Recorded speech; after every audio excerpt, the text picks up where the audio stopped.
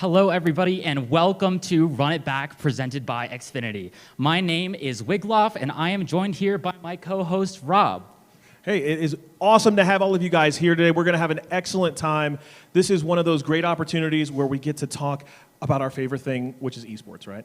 Right, especially collegiate esports, because we all know how talented these students are. And today, we're going to be featuring University of New Mexico. We are live from the campus. And we're also going to have University of California, Berkeley here. Yeah, and these are two programs that have started right around the same time, I think 2018.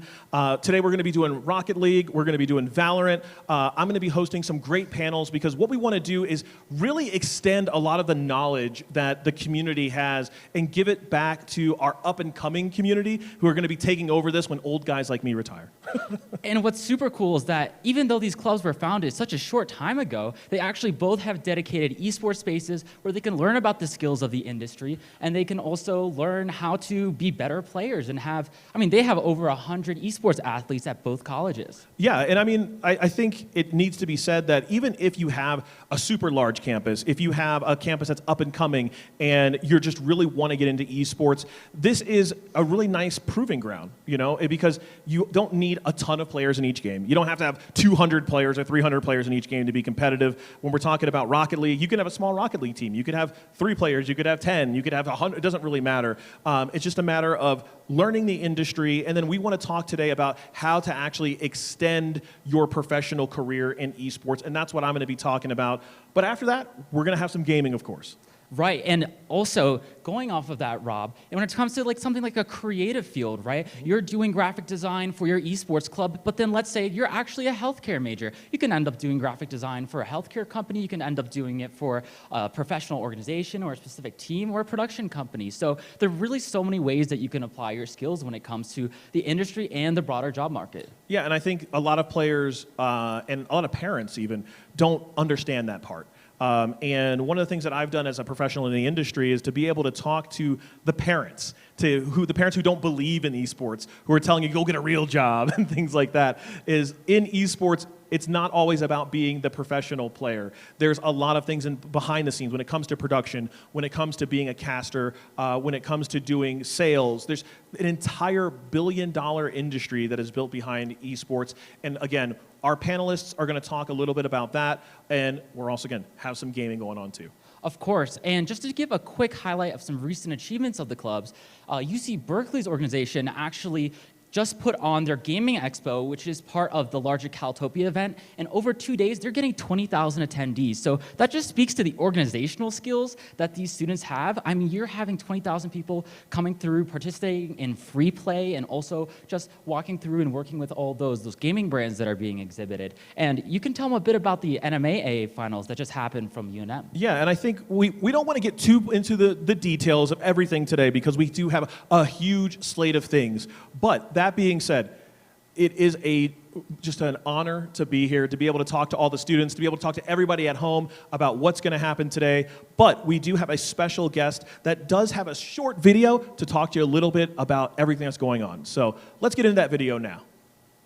Hey everybody, what's going on? I'm Booga, and I want to personally thank you for tuning in to watch the Run It Back Esports series presented by Xfinity. We've got an exciting lineup today, which includes a great esports panel, an excellent Valorant showcase, and the grand finals of Rocket League between UC Berkeley and the University of New Mexico. So without further ado, let's get the show started and let's run it back.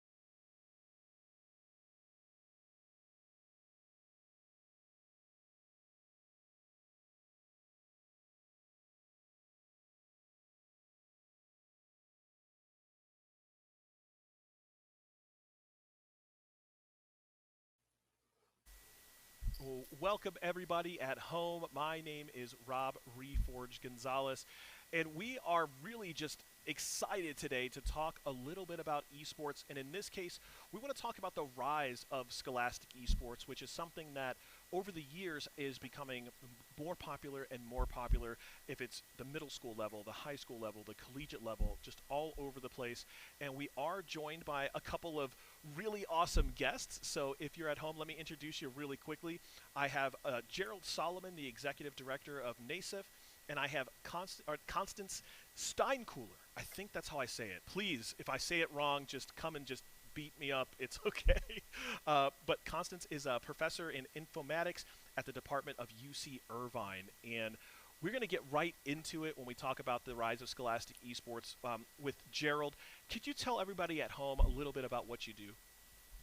Sure. Let me say hi to my dearest friend, Constance, who without her help and support back in 2018-19, we would never exist. So I'm the founder and director of a project called NASEF, North America Scholastic Esports Federation. And basically, we built the concept of scholastics into esports with Constance's help. And we realized that it's more than just gameplay. It's about how do you go ahead and address the interest that kids have beyond the game around strategy development, content creation, entrepreneurship, innovation, organizational management, and development. And we built an entire curriculum thanks to Constance, ECI, and the Orange County Department of Education. And now we're in over 2,500 schools in the United States, and we have affiliates in 23 countries around the world as a global NGO. Wow, 2,500 schools is a huge footprint. So for everybody at home, like what makes you different than other esports programs? Well, first, we're a nonprofit, which many of them who are in this field are not. Second, we're really not an esports program. We are an education program that uses esports because that's where kids hang out, that's where kids are, that's what they like to do. And we bring in more than just the player. We bring in the graphic designer, the streamer, the shoutcaster, the marketing people, the people who do social media, the people who do the event management, the coaching, the theory crafting. We have a whole graphic on our website at nasef.org, attribution to Constance and her team for helping to develop and put it all together. But we're really about how to create workforce skills and curriculum pathways so kids could see a future through something they really enjoy and love to do. Yeah, we were just talking about that, how there's different generations of people who have been exposed to video games. So you have our current generation, you have their parents, and a lot of their parents don't understand that there's this whole ecosystem, that there's, like you said, graphic design, there's business, there's sales, there's computer programming. I mean, there's just so many different things you can be doing. What would you say to the parents who this is going to maybe be their first exposure to esports in the environment? Why should they be okay with their children doing this? The best person to answer that really is Constance because of all of her research. But I will try, and I will say the following. There's a plethora of data and research that shows that when you wrap NASEF's curriculum, and we have over 1,000 pages of toolkits and curriculum around the concept of gaming in play, you can really develop an incredible pathway, both in CTE, in college, in career, in workforce, through the lens of gaming and play. It's really true project-based learning in a digital world through a virtual lens. Well, you've spoken so highly of Constance, so let's reach out to her and give us a little bit introduction of what you do.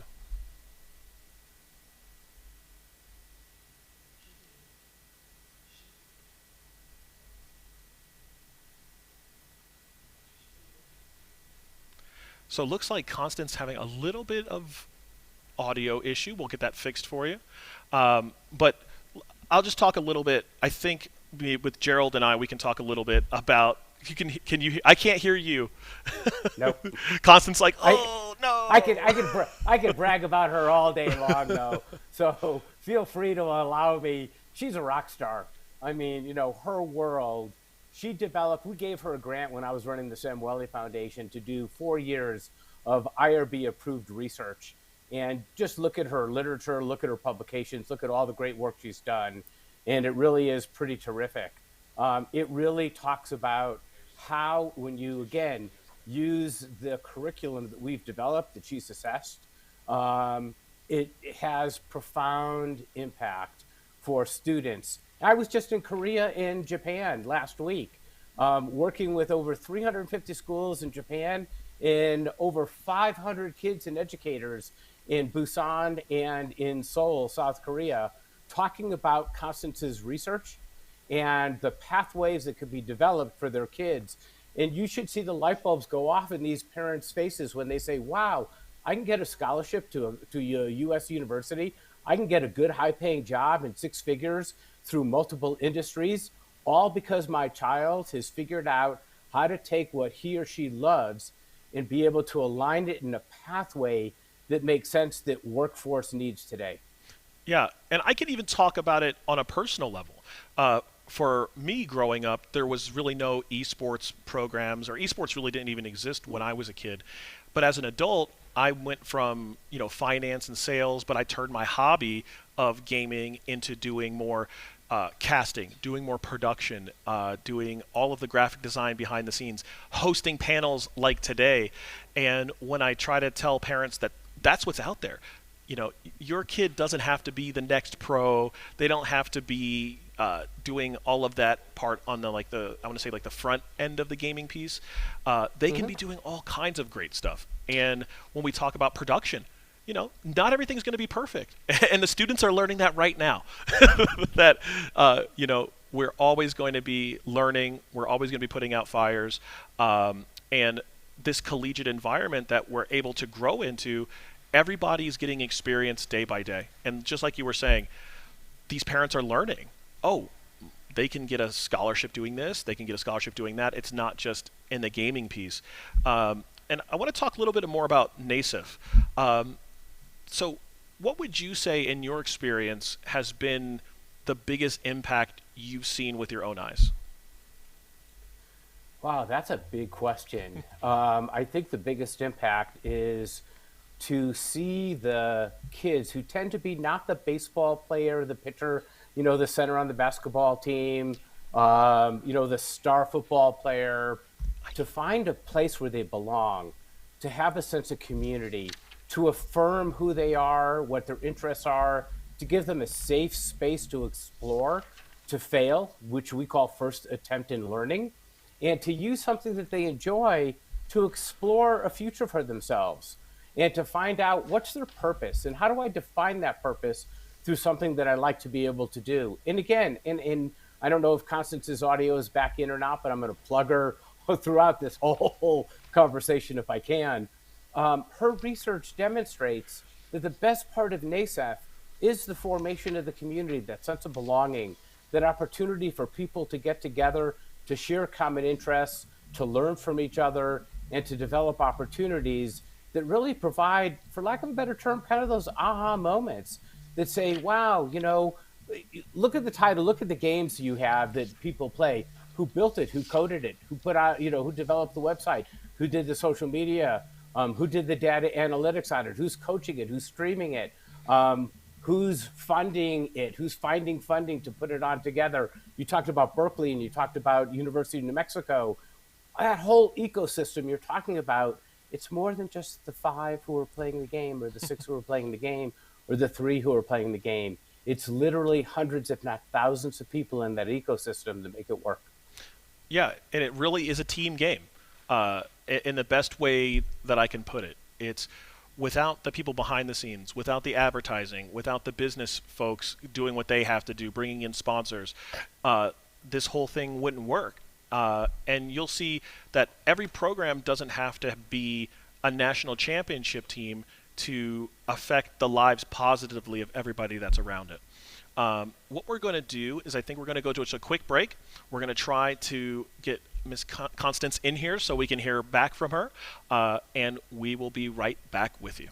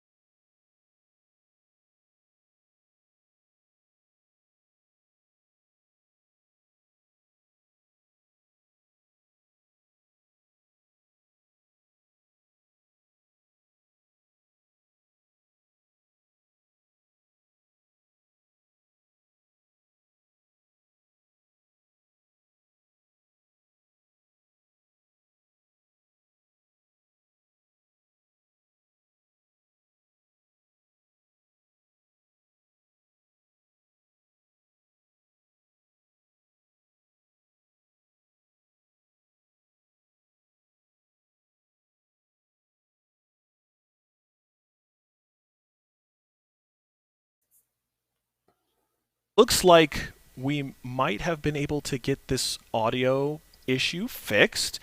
Constance, can you hear me? I can hear you. We did it! We did it! High Yay! five! Let's Hey, go! Constance! Hey! Hey, I want everyone at home to understand that this is the pure example of a team game. We all have to work together. We're going to have fires that come up, and the students get to learn just like they would any other way.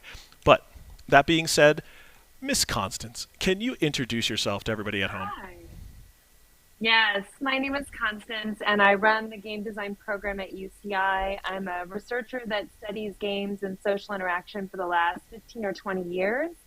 And my original background is in education. So this program around NASEP has just been an extraordinary thing to see unfold, especially the enthusiasm of kids. And frankly put, what the program is doing to actually make their schoolwork feel relevant again to the things that they love, which includes esports here.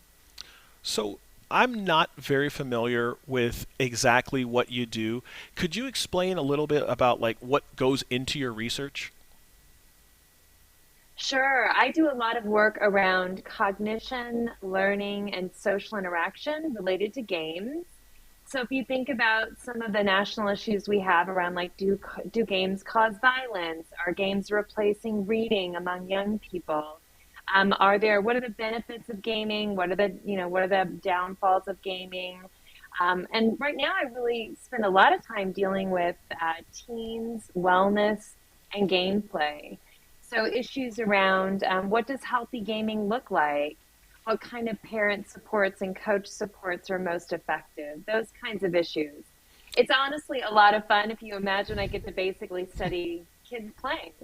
Yeah, I was going to say you're the person that allows us to get permission to play because you can show how to do it in a healthy manner.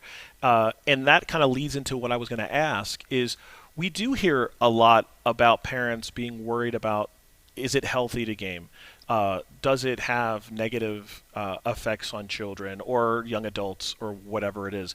And gaming gets blamed for a lot of things. But I just want to ask you, because we don't have a ton of time today, but what, in your opinion, does healthy gaming look like? And what are some of the things that we can do to stay healthy when we game? What a great question. And parents and teachers should be concerned in the same way that we're concerned about other forms of media. But if you want to see what it ought to look like, take a look at what NASEP is doing. Gameplay, when it is mentored by a coach and a caring adult or peer, a more advanced peer, and gameplay that is tied to their outside lives, so related to other aspects of their day program, that is what healthy, not only healthy, but really enriched gameplay looks like. So I think it's a really exciting program that we're running. I also think that, few people realize that esports is one of the only spaces I have ever seen in all of my years of studying games where you can actually put a more knowledgeable and caring mentor in the game playing with teens.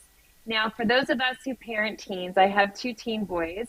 I can tell you that, admonitions of wagging the finger at the door around screen time or around what they're playing really are not terribly effective, much to the frustration of parents.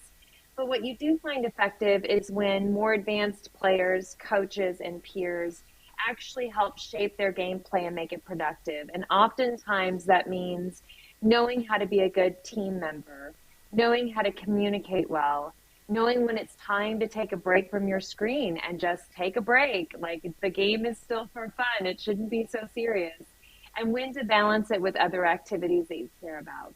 So programs like NASEP and others, esports generally that has sort of some structure around that gameplay actually can be really tremendously productive for kids. That is a beautiful way to look at it because it's one of those things that my parents told me growing up about. Everything can be unhealthy if you don't moderate it, right? Like if you just do too much of it. And being able to play games in a healthy manner, like you said, it's still a game, right? Everybody's not going to be a professional gamer. Most of us are just doing this for fun. And I actually wanted to know a little bit more about the connected learning. Somebody said that this was something that you had done a lot of research about. Yeah, we work closely with the Connected Learning Center, and then we also, my husband and I, who's a game designer and researcher, we run the Games Learning and Society Center.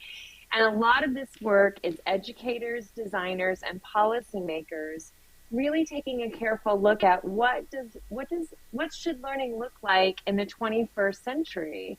What does it look like when you can connect not just to content, but to experts and other learners? So something like NASEF, something where you're embedding, sort of enriching some of the passion areas, the passion sort of hobbies and play sort of activities of kids, and I would dare say adults too. When you're able to enrich those spaces in ways that make what can otherwise seem like irrelevant coursework suddenly come alive.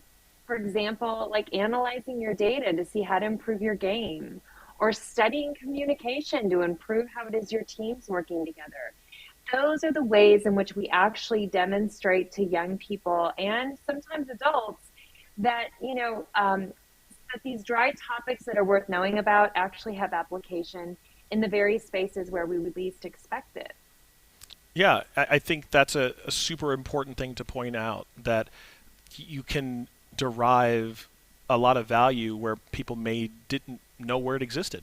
That there's more, and we talked about this with Gerald, is that there's more to gaming than just the game. There is a lot of. Can I add something if I may? Yeah, go ahead, please.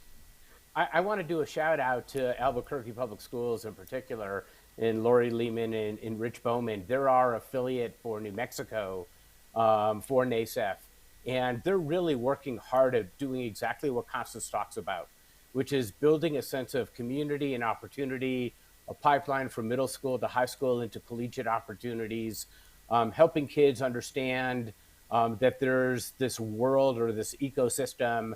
So for people, I would guess many, especially with Xfinity support and the great work that Xfinity does in New Mexico and elsewhere, a lot of people, I would hope, from New Mexico are paying attention and listening, as well as California, have an opportunity to really explore what places like Albuquerque Public Schools are doing, because I think it's a great model and an example of Constance's research being taken into mainstream and being used in a way that really can benefit kids in their evolution and development.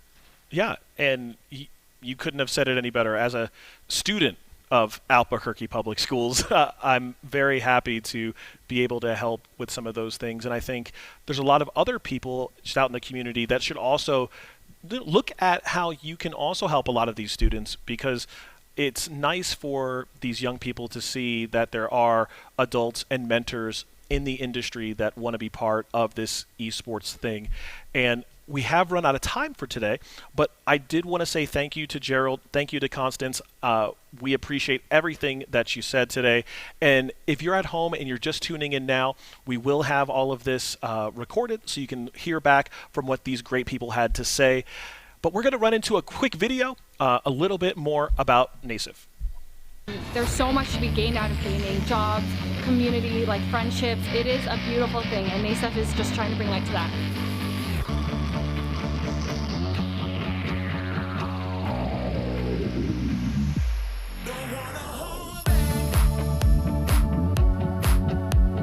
Looking for the DBS, looking for low shell, Ace, Troy High School.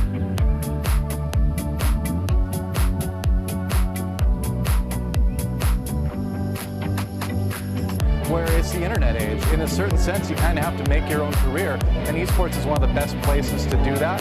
And the NASEF is one of the best organizations out there for bringing that to young people in a meaningful way. Jacob, and now you're kind of a little bit of trouble, and you're... Oh!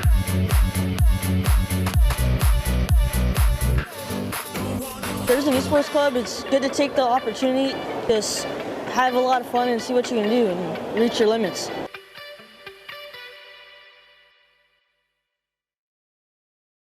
I promised it would be epic. It's happening! It would be violent. Yeah! Oh my God! Craig, you need to stop, Gina! You killed Gina with Gina Robic! What's it like having Xfinity internet? It's beyond gig speed fast. So gaming with your niece has never felt more intense. Hey, what does this button do? No, don't! We're talking supersonic Wi-Fi, 3 times the bandwidth, and the power to connect hundreds of devices at once. That's powerful. Couldn't have said it better myself. You just did. Unbeatable internet from Xfinity. Made to do anything so you can do anything. Whoa.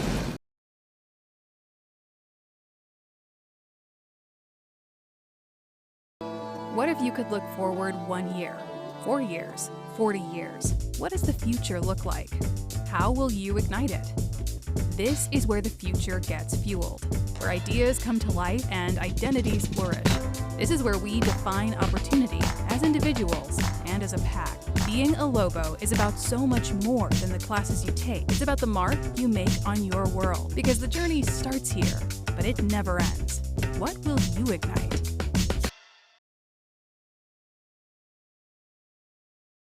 Welcome back, everybody. My name is Rob Reforge Gonzalez, and I am joined by 3 additional amazing panelists, and we are all going to discuss a little bit about careers in esports. If you were here when we were talking on our last panel, we were talking about just kind of more like the high-level educational part about scholastic esports.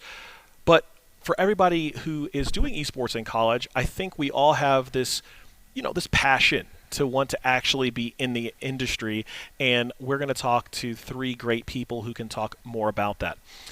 Let me introduce you to our guests here. We have Derek Wang, who is a video intern at the Philadelphia Fusion. We have Bernardo Gallegos. I think it's Gallegos. Want to make sure I got it right. He is a jack of all trades when it comes to UNM Esports. And I want to make sure I say this right. Is it Sarah Nichterlein? Did I get it close? Hopefully, Sarah? Yep. Okay. Sarah Nichterlein, thank you. Beautiful. So I'm going to start with Derek. Now, are you in Philadelphia, or do you get to work remote? I work remotely. I'm currently based in Southern California. Okay. See, that's another beautiful thing. You get to work for a team that's based out of Philadelphia, be in Southern California. But how did you get into this part of this whole market? Yeah, so I've actually been involved with esports for more than 5 years, I would say now. I was involved with my high school esports club, and then from there I went into collegiate. So right now I'm still an advisor for my high school esports club, and I'm actually also still involved with my collegiate club as well. But a lot of it was through like networking and just like talking to people in the industry and like making connections. And slowly I just kind of, found my niche, worked my way up, and now I'm interning with the Philadelphia Fusion, and it's been a great experience. Yeah, that's usually the hardest thing, is to get your foot in the door. I have students ask me all the time, like, Rob, I've got this in the skill, I've got the portfolio. How do I actually network my way into a job? So without getting too into it, you said that you did some networking. Like, what does that mean? Yeah, so the collegiate program here at UCLA is actually fairly well connected, mostly because a lot of large esports organizations are based in Los Angeles. So we have a lot of partnerships with local esports organizations, and with those partnerships we have events. So one such event that I attended personally was a networking event that we held with T1, which is also affiliated with Comcast. And so at this event, that's where I talked to like a lot of the people involved with operations at T1. And since Philadelphia Fusion has, they currently actually work out of the same office as T1 in Korea. So I talked to people there, and then I told them like how interested I am and like how passionate I am for Overwatch and Overwatch editing. And they put me in contact with someone. I was really grateful for that opportunity. And from there, I just like tried to show, like what my work is worth. Well, when you talk about your work, what do you think are, like, if you could take a couple of the most essential skills for a designer, what do you think those would be? Yeah, so I can't exactly speak too much about design specifically, as my work is more revolved around like video content.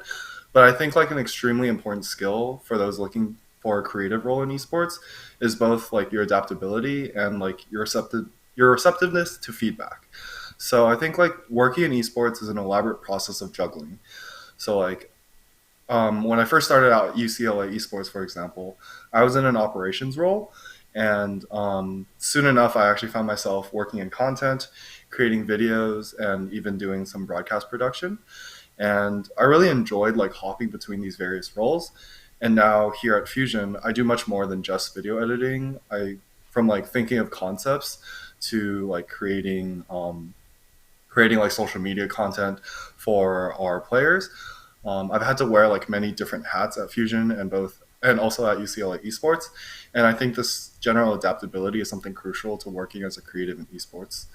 Yeah. Okay, no, that's perfect. I guess for the students that are at home, we talked about the essential skills when you're in the job. What do you think were some of the things that you really should be doing when you're at the collegiate level prepping? Yeah, so I think collegiate is like a great way to kind of both get experience and also like create work on pieces that you personally are interested in. So for me, my experience in collegiate, a lot of that revolved around like kind of just doing what I wanted to do. So we had our various teams competing in the various games, and personally, I was really interested in Overwatch, and so I kind of took that and ran with it. And so I created like a video series highlighting our team's best plays each week. And so kind of from that, I got a lot of experience with different editing techniques, and also like I built up my own portfolio. So when it did come time to, you know, apply for a job or apply for internships, I had this portfolio like behind me in my work in collegiate. Yeah, and that definitely goes a long way for an employer to be able to just open up the portfolio, well, virtually open up the portfolio and see what you can do. So thank you for that advice. I do want to go over to Bernardo, who is a staff advisor. On your end, you've seen students who have been in your program, have graduated, have gotten jobs. You've seen people who are in the industry. Like, how do you look at these collegiate programs as an opportunity to grow? The programs themselves are great for growth because this is the kind of the storm before the storm. You get a lot of opportunity to get your hands onto equipment. There's a lot of interactivity between the students and their different roles at the club. Here at UNM Esports, we've really tried to make sure that students are running the show. They're given a lot more of that ownership. And really, I think that's the most important part. We're really trying to, again, just like Derek was saying, is give that preparation time, help build portfolios for those ones that make sense for anybody in like production, people doing shoutcasting, or anything where they could have a reel that at the end of their tenure here. And then on top of that, make sure that they can really get those soft skills in as well. It's definitely been a balance of those things. Yeah, and we've been talking about what the collegiate side can do for your career, but how do you feel like the middle school programs or the high school programs prep you for your college career? Honestly, it's a lot of the support that those students receive from coaches and a lot of the faculty and staff that are down there. I know Gerald was on a little earlier today talking about NASEF, but really what that does is it puts these gamers into structure in places where a lot of times it was like the wild, wild west. Like me being an old school gamer, okay, as a Halo player, you know, we had a lot of different experiences online, so it differs wildly to what we could do by having those structures put in place now. So it's really nice, like in Albuquerque, where they have APS Esports, and we have NMAAA at the high school level across the state. And so again, it's really just reinforcing some of those good habits for these students to work together as a team and then get exposed to that, where a lot of traditional sports players and a lot of those multi-sport athletes have come up and had a lot of that time to develop those skills too. So it's really very important that I think we backfill this K-12 as to make the whole K-20 picture be complete. Again, because NA is a little bit new to esports if people know the grand history of esports around the world. So us backfilling the infrastructure is very important, and then it also helps combat a lot of like the negative things like the toxicity and other things that we're developing out of the subculture of esports and gaming culture in general. Yeah, it's definitely a huge learning process from elementary school to your next step to high school to college to doing those things. But when we talk about that next step, you've obviously had students graduate from the program who have been looking for jobs in the industry. Can you talk to your experience of trying to help those students, or any of the students who you know actually do work in it now? So several that have gone on from our program. We have 3 in the last year. One's about to graduate this fall, and 2 that have graduated over the summer that are now part-time coaches for APS Esports. So very excited to see that the pipeline's working for like students who want to leave the collegiate side, find their way in, and then also make a positive impact back to educational esports before they get to us at the college again. For other ones, we've had previous presidents that have come through to go on into either different industries, World Wide Web kind of stuff. Our first president went to PwC, now he works for the feds. So a lot of these students are very driven, and it still holds very strong to like the statistics where students that leave after graduation that were very active in clubs tend to move on very quickly and can get into their career path, fully charged and having a lot of that experience. So again, we have a handful that have moved on, and our club has actually brought some graduate student back that will actually be a part of our organization and help out getting that next level of education as well. Yeah, it's funny because we can talk hands-on about students who have graduated because, for example, we have one of your students, Paige, who graduated, was looking for a job as if you could be like a tournament organizer or anything like that, and Bernardo introduced me to Paige. Paige is fantastic, and those skills that Paige learned was in this program here on campus, and now gets to apply them in the real world and get paid to organize tournaments and do those things. In fact, she's organizing a tournament right now. So it is really neat to see students being able to graduate from the program. I do want to talk to Sarah real quick. Sarah, could you tell everybody at home what you do? Yeah, so I'm a software engineer at Comcast and Comcast Labs. I work with a lot of gaming technology there, so very adjacent stuff like virtual reality and augmented reality. Got it. Now, augmented reality, we hear a lot about that. In the last, probably 4-ish years, it's been more like mainstream. What does that mean for you in like the esports context? That's a great question. In the esports context, I'm not exactly sure. I think it'd be cool to see how augmented reality can elevate esports tournaments.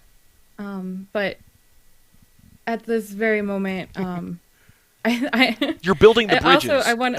Building the bridges. I also want to preface that some of the stuff I do at work we're not allowed to disclose. So if I seem a little vague, that would be why. She's like, I would tell you, but I would have to kill you. I'm sorry. So, well, again, augmented reality, if I kind of talk about just maybe new technologies, that's just a new technology, just like a lot of other things are. There's students who are here on campus who are in the esports programs. Maybe I can ask you about when you got into your position, what do you think are important steps to prep to be able to work with a big company like you do? Oh, okay. So I didn't originally. So my path to where I am now is a little bit different because I did not normally expect to be where I was. So when I first started applying to universities, I wanted to do game design. I specifically loved game writing, but my mother heavily encouraged me to broaden my horizons and develop a more well-rounded background, which I thank her for very much. So that's how I ended up majoring in computer science with a concentration in game development at Drexel in Philadelphia. There, I learned coding languages, software design, and so on, which would also set me up for any software engineering role. However, because of the game concentration, I also took classes in Unity that focused on team projects and creating games. They were my favorite classes at Drexel, as I got to combine my love of tech with the creativity of games. So by the time my third internship came around, there was an opportunity at Comcast Labs that had opened in the fields of VR and AR. And fortunately for me, a lot of the development worked around VR, uses similar tech to video games, such as game engines, motion tracking, the creating of 3D models, etc. So it was an easy fit for me and the team, knowing both those skills as well as programming. So I guess for the jump into a larger company of that is to kind of just build that more well-rounded background and, apply to careers that you may not think you originally would fit for. Because again, the soft skills and other skills that you develop along the way will help you. And eventually over COVID, I graduated and I got hired as a full-time software engineer. So yeah, sorry, it was a little that's bit the dream. Yeah. Yeah, I was going to say, in my path, I did sales and finance for many, many years and just did gaming for fun and learned a lot of skills there that I apply now. But it's really good to hear that, you had this kind of like one track mind about it, because that's how I operate. I know a lot of people at home, it's like we really focus on the things that we want to do. Did it take you a while to say, let me broaden this, let me listen to mom and do that? How did you prepare yourself to start getting out of your comfort zone? So I was very much a child who jumped from one career idea to the next. So at one point I wanted to be a teacher, I wanted to be a writer, I wanted to, those random dreams you have as a child. And then I think I got really into horror games in my high school period. And I was like, this is all I want to do. I want to make a horror game. I want to write a horror game. And I was really on that one track mind for a while, to the point where I actually even went to different colleges to check them out across the states and kind of look at what their programs had to offer. And it wasn't until my mom really drove down the fact where it's the job security of being a writer is not as secure, to put it nicely, as a software engineer.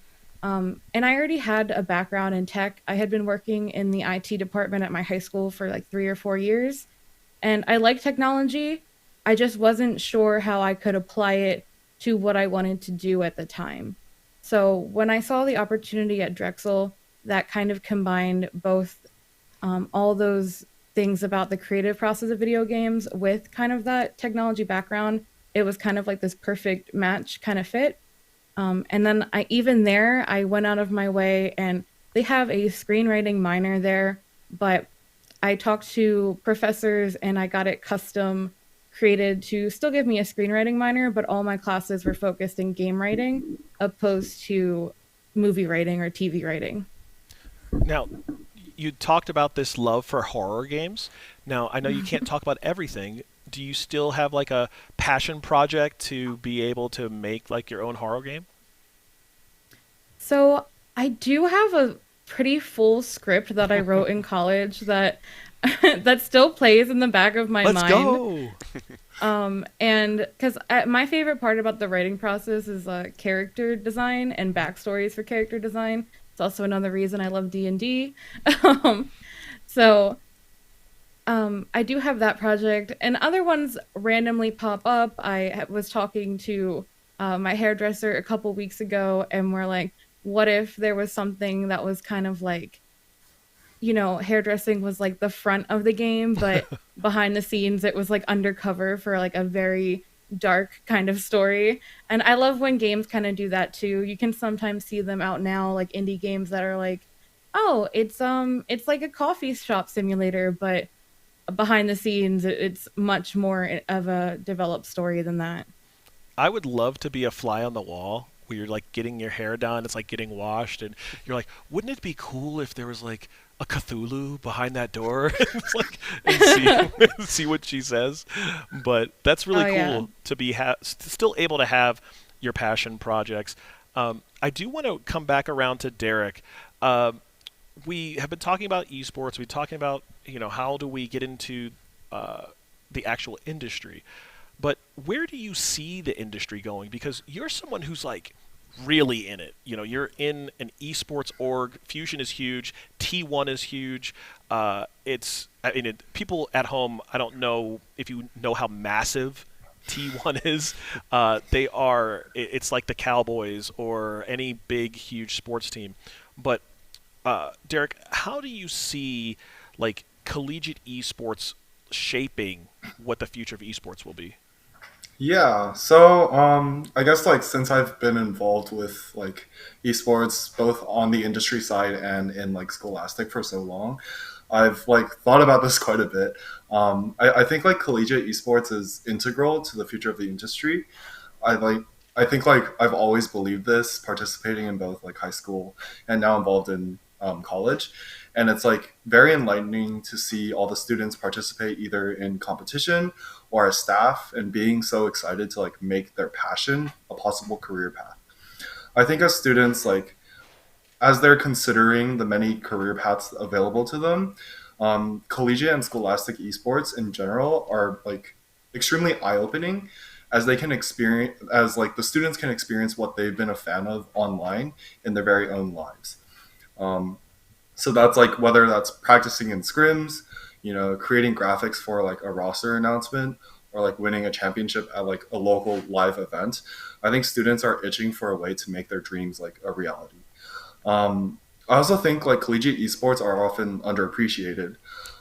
Speaking from my own experience, a lot of major organizations recruit directly or like indirectly from collegiate programs, and fostering collegiate esports as a way for students to gain hands-on experience and practice for their work in the industry. Um, However, as much as collegiate programs give to the esports industry as a whole, at least here in North America, there isn't like too much appreciation given to the students. Oftentimes, like collegiate programs are student run and student led, meaning there is virtually no mentorship program or guidance given to the students. And these students who are like already under the stress of school work tirelessly to work on all the aspects of an industry team, whether that's social media content, video production, graphics, marketing, operations, events, all of these like many, many different facets. I think from the point of view of industry players and of like school administration, collegiate esports is definitely like here to stay, and it would benefit all the parties if they're given more recognition and funding. At UCLA specifically, our program is lucky enough to be recognized by the school's recreational sports program, and I, along with a few other students, are paid to develop the program here. However, I think with the prominence and influence of collegiate esports and its still growing kind of presence in the industry, and with how much students can learn in such a program, I think students working in collegiate esports deserve so much more than they're often given. Yeah. Yeah, and I think we're all in agreement that pretty much every esports organization, even regardless of how successful they are today, could use an infusion of additional mentorship, additional dollars for whatever they need, right? Some programs might need more production help. Some might need more competitive help. Whatever it is, I think, like I said, we can all agree that we'd all love a little bit more support. And I want to talk to Bernardo about that as well, because where we look at Derek, he is inside of an esports organization. He can see what it looks like there. And you've been inside the collegiate side for a while. How do you see that this collegiate ecosystem, how do you see it growing in the future? Well, I mean, the future, like I've been told many times now since I would say the boomer of their group, the future is now, old man, is the thing I get all the time. So it's really going to be up to upper administration about how quickly this stuff can grow. The students have the passion. They're there. They know what this ecosystem is about. A lot of these gamers have been following favorite content creators or their favorite professional esports organizations for a number of years now. I still see collegiate being able to offer, again, like the core backbone, which is the education these students come for, and again, more of that hands-on experience and those soft skills opportunities that will develop them into their professional career a little bit more rapidly. I can also see that collegiate esports can give us a real jump off for augmenting how we actually approach like the student competitor. Like Derek said, the appreciation, and oftentimes in conversations, appreciation comes in like dollar signs. So if we could like responsibly and reasonably compensate a student competitor, or set aside some portion, like we're selling jerseys, and then give them a little nest egg when they leave after they graduate, that would be huge. And then that's another reason for these students to get involved and make connections to the campus that's working to give back to them too in the long run as well. So again, I can see it being really disruptive to some of like the old traditional frameworking. We can work off of traditional sports, take that, augment it, and then level it up. That's what esports can do. There's so many new aspects that we can touch. It goes all across campus. UNM also has teaching hospitals. We have UNMH. So there's all kinds of things from physical well-being to mental and emotional well-being that we can really get into, and how we can better push some of those resources developed down into, again, the K-12. So it works both directions. So it helps to develop the students so they can go onto a career path, and then it also helps those younger kids to look up and say, hey, like they're doing what I want to do, and it keeps their attention, and it really offers a space for them to come into their own, develop their ideas, and then really take that into the next area of life as well. Yeah, I couldn't say it much better than that. So I completely agree with what you're saying there, that we're hopefully going to be able to get more support and continue to build these programs, because like you said, this is the prep for the next level. And sometimes the next level will be where Derek is, and then sometimes the next level is where Sarah is. So Sarah, of the three, you work in more of a non-endemic type to esports, like you were saying. Like, I don't do esports directly, but how do you see these esports collegiate programs helping people to get into maybe non-endemic jobs like you have now? Yeah, so that's a great question overall. I just want to piggyback a little bit off of Derek and Bernardo here. And I think that, collegiate esports programs becoming more popular just as a whole means that gaming can be taken more seriously. So for instance, in countries like South Korea, gaming is seen as a feasible and lucrative career. While I know Derek mentioned before, in the US, gaming kind of has that stigma currently that a lot of parents may think that it causes violence, or it's lazy, or it's more of a selfish activity that won't lead to these future opportunities. But with collegiate esports growing, that opens the potential for esports scholarships, therefore giving incentive for younger gamers to train in their games of choice. And to me, I think that'll mean it'll be seen on a similar level to other college sports, with the same support given to esports athletes as their non-virtual counterparts. As Derek said, not every school has these programs set to help students. A lot of them are student-ran. So, of course, allowing students to have more of a budget or more support would make all the difference. It'll also bring a level of camaraderie and competition between these students at different universities that may not have, cared beforehand with traditional sports. For instance, I don't think I really ever went to any sports games in college, but I've gone to LAN events and gaming events, and for engineering schools, that's kind of like the big thing there. That of course creates buzz around the gaming industry and the technology industry as a whole, leading to more young people being interested in not only playing games, but creating them, handling the business side of esports, and so on. So I definitely think it's kind of a trickle down kind of effect in a way. Yeah, and well, Sarah, if you haven't made it to any of the physical sports games, if you're still in Philadelphia, I mean, you're in Titletown now. You can go see a Phillies game, see the Eagles game. Yeah, you got it. Same thing for Derek if he ever finds his way back east. But I do want to give Derek a shout out, because we want to take a quick look at one of his fusion videos, a little showcase that he put together. So if we could take a look at that real quick.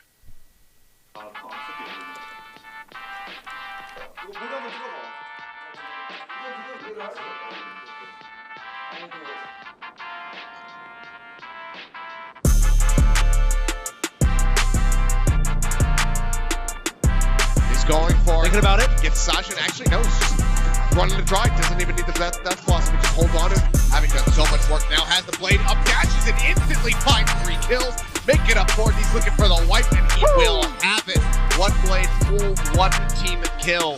Thank you very much, Mr. Fusion. That is what we want to see. The Amp Matrix from Super Rich in the front of the hotel, and Zed gets a 3K off the Dragon Strike to flush them all out. I just can't believe this.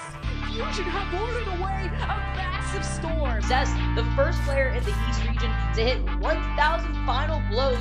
Before this game, he was currently at 992, so congrats to Zest after that one. Okay, this time he does not wait to pull the blade. He pulls it immediately, and it's 4 swift kills in the blink of an eye.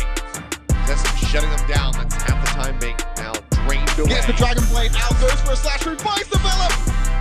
Zest manages to find 3 before losing his life. We put a little on both ways, looking okay. Bob's it off the map, but that's the pulse to end them all.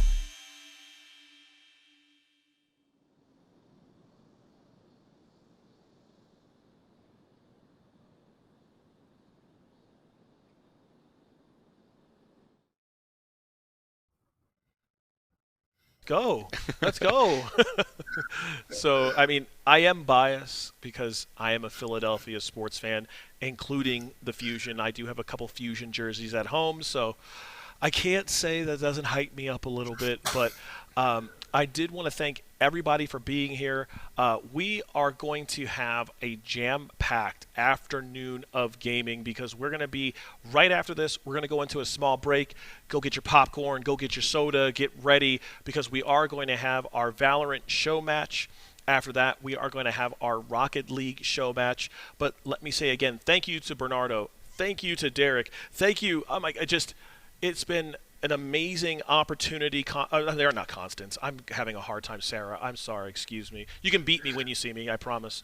But Sarah, thank you also for being here. And it's nice to hear from somebody, again, who's inside of it at the collegiate level, inside it at the esports level, and then inside it in like a non-endemic where you may one day be in the esports side with, augmented reality.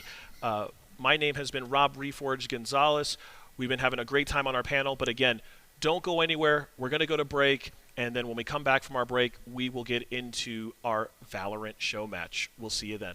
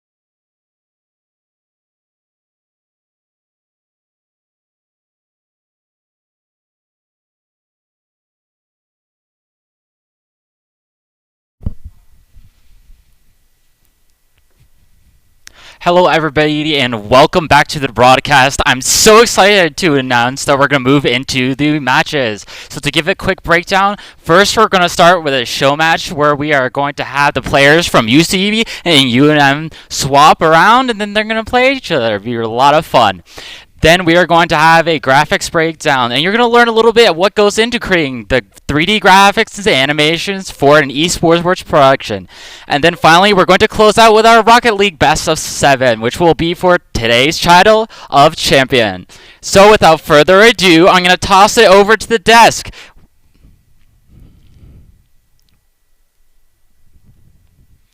Hello, everybody, and welcome to our Valorant show match. I'm Dieter Elegant Cabbage Hambicki. Joined with me over there, my good friend Alex. How you doing today? Fantastic. How are you? Oh, I'm doing great. I'm super excited to get into this You are match. looking fantastic with that jacket on right now. Thanks. So, do you have any thoughts on this match? Just for the audience, this is not going to be a full UNM versus UCB match. We are mixing and matching the teams. There was a little bit of a skill disparity, let's say, to put it politely. So we are going to be mixing those. Any thoughts going into the match? That's a great question. I feel like it's going to be obvious. We're not going to see super developed strats or elaborate set plays because obviously these are team mixings. But I have a feeling we're going to see a lot of individual brilliance and just like cooperative team play come through as these guys get familiar with each other, as they start to learn to swing off each other's timings. We're going to see some really exciting, like on the fly plays. I have a good feeling about this. I'm not sure which maps we're picking, but I'm excited to see what these teams are going to come up with on the fly.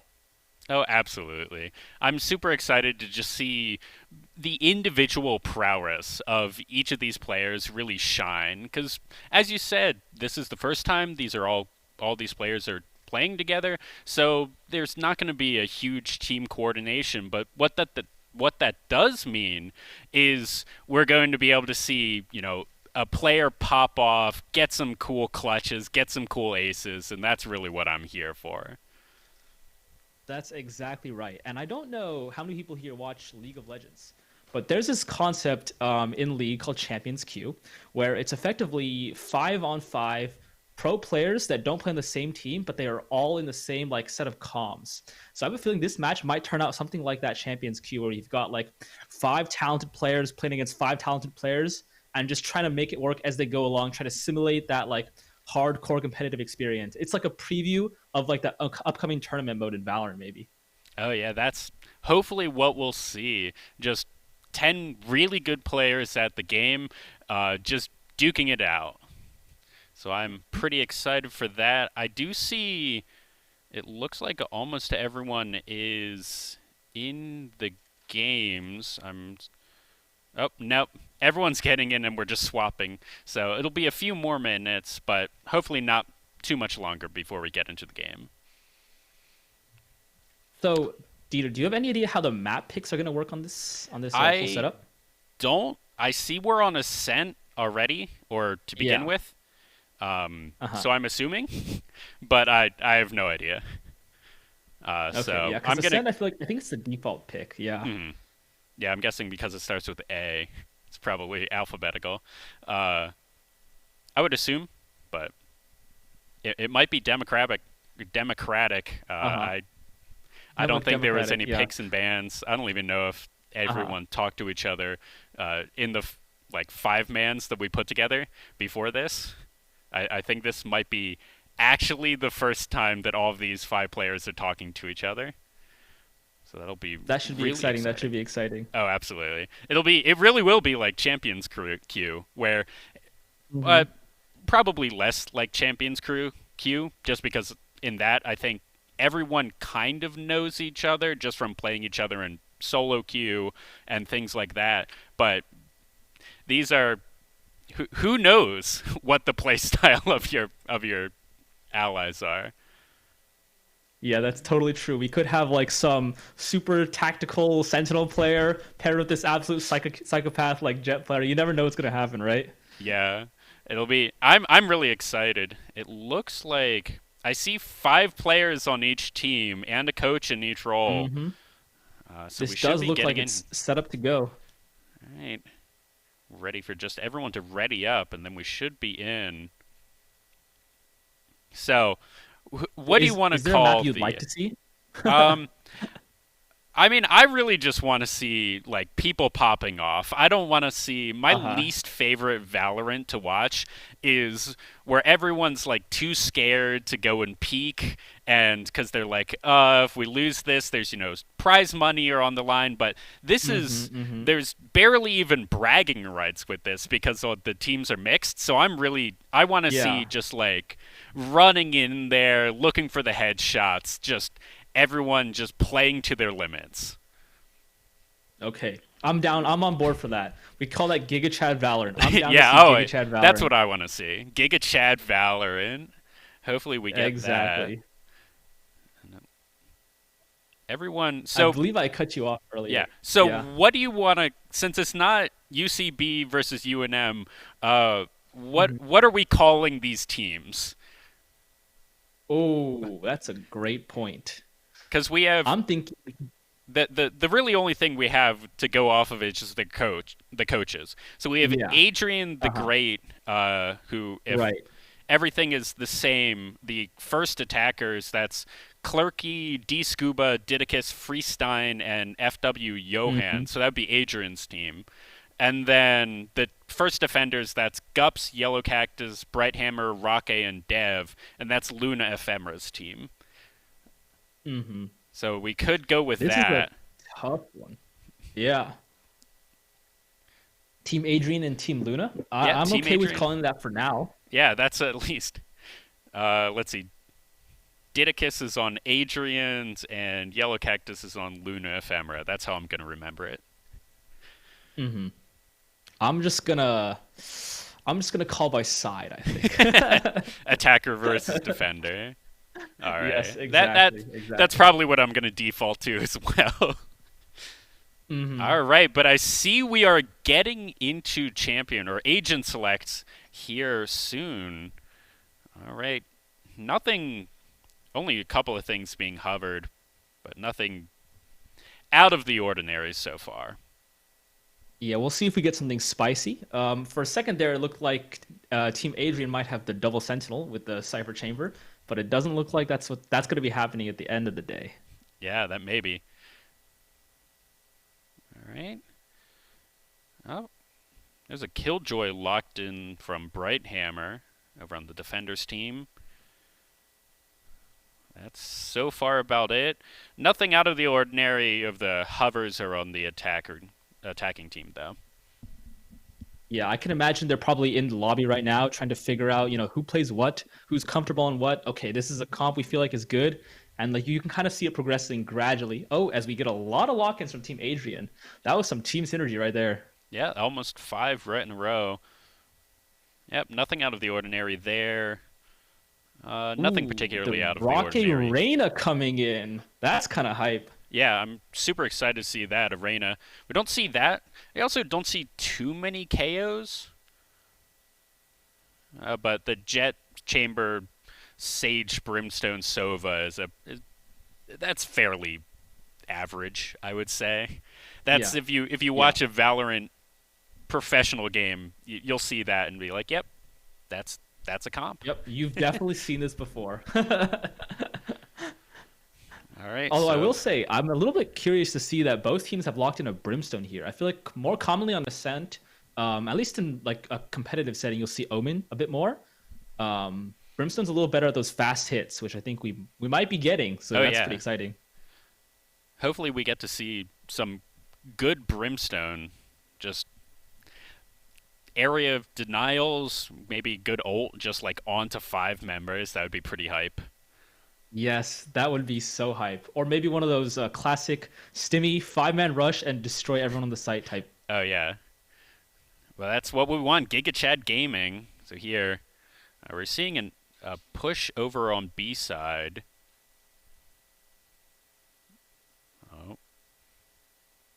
Like 4 members of Team Adrian are grouped up in the B side main, looking to take some space here. Yeah. On the other Attackers, side, though, we've got aggression from Team Luna outside mid. Yeah, so far, no one's. Oh, there's one. No. Oh, 2 kills going down. Yellow Cactus getting one onto Descuba. Let's see. Clerky looking for some wall bangs. This close angle from Yellow Cactus is pretty dangerous here, but he gets away with his life. Just 15 HP to his name. We'll have 1 smoke left and a molly. Let's see what he can get done with it. Looks like Team Adrian is going to be regrouping towards B main here. Yep, here. We'll have to see. Neither side's really doing the Giga Chad gaming, and especially during pistol round. I feel like that's where you see that more often than not, is the pistol round. 5 members just going, all right, let's see if we win it. Oh, as Rocky gets taken out, or takes out Didicus. Ooh, nice headshot from Clerky there, though. Ooh, Rocky trying to get something. Oh, Clerky and the on the wall bang double. to pick up another one. Oh, but now Yellow Cactus, the last alive here, on 15 HP. Ooh, he gets one. Can he do it? 15 HP in a dream, 2 to go. Doesn't get it. Nice try from Yellow Cactus there. And what that most likely means is going to be another pistol round here out of Team Adrian, I think, if I'm looking at the right team. And I there'll be a believe you're light correct, buy. yes.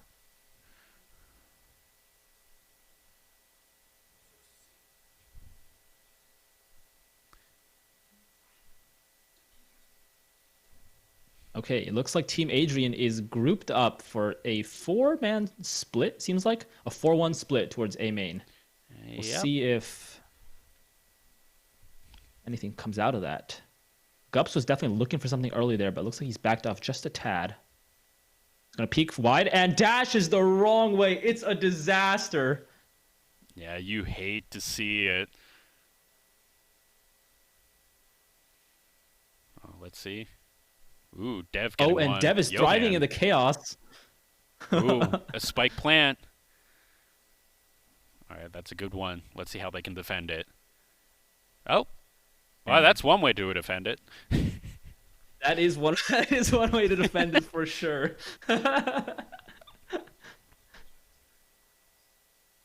All right. Well, that's we'll pretend nothing happened that round. Yeah. You know, Team Adrian won the pistol, cleanly converted their bonus, nothing happened. Yep. That's pretty much exactly what you're expecting to see. I am seeing in chat the calls for a pause, so I'm not sure what's going on there. But we will. I believe this may be a spectator issue. I think we've got some technical difficulties. Yeah, it sounds like I'm being told by production that everyone watching at home could not hear the game. And now that I'm thinking about it, I was not hearing it either. I'm just used to not having that. Yeah. I was seeing a different problem too, because I've got my own spectator client open, but I wasn't seeing the game being broadcast on the stream. I was just seeing us talking into the void, like, you know how like you've got those radio announcers who are narrating football games? Oh, it just we're playing a radio, Radio Valorant. It's like baseball. Yes, exactly. We were indeed playing Radio Valorant. I feel like out of all the esports, Valorant is probably the best one to do in a radio like setting, just because it is like it's fast pace in like very short bursts, but like slow pace says you can really like explain, like you can have recaps like in baseball. It's like top of the third, 2 outs, 1 ball, 1 strike. Whereas in Valorant, it's like we're in a 3v2, 3 members are running to A, they have the spike.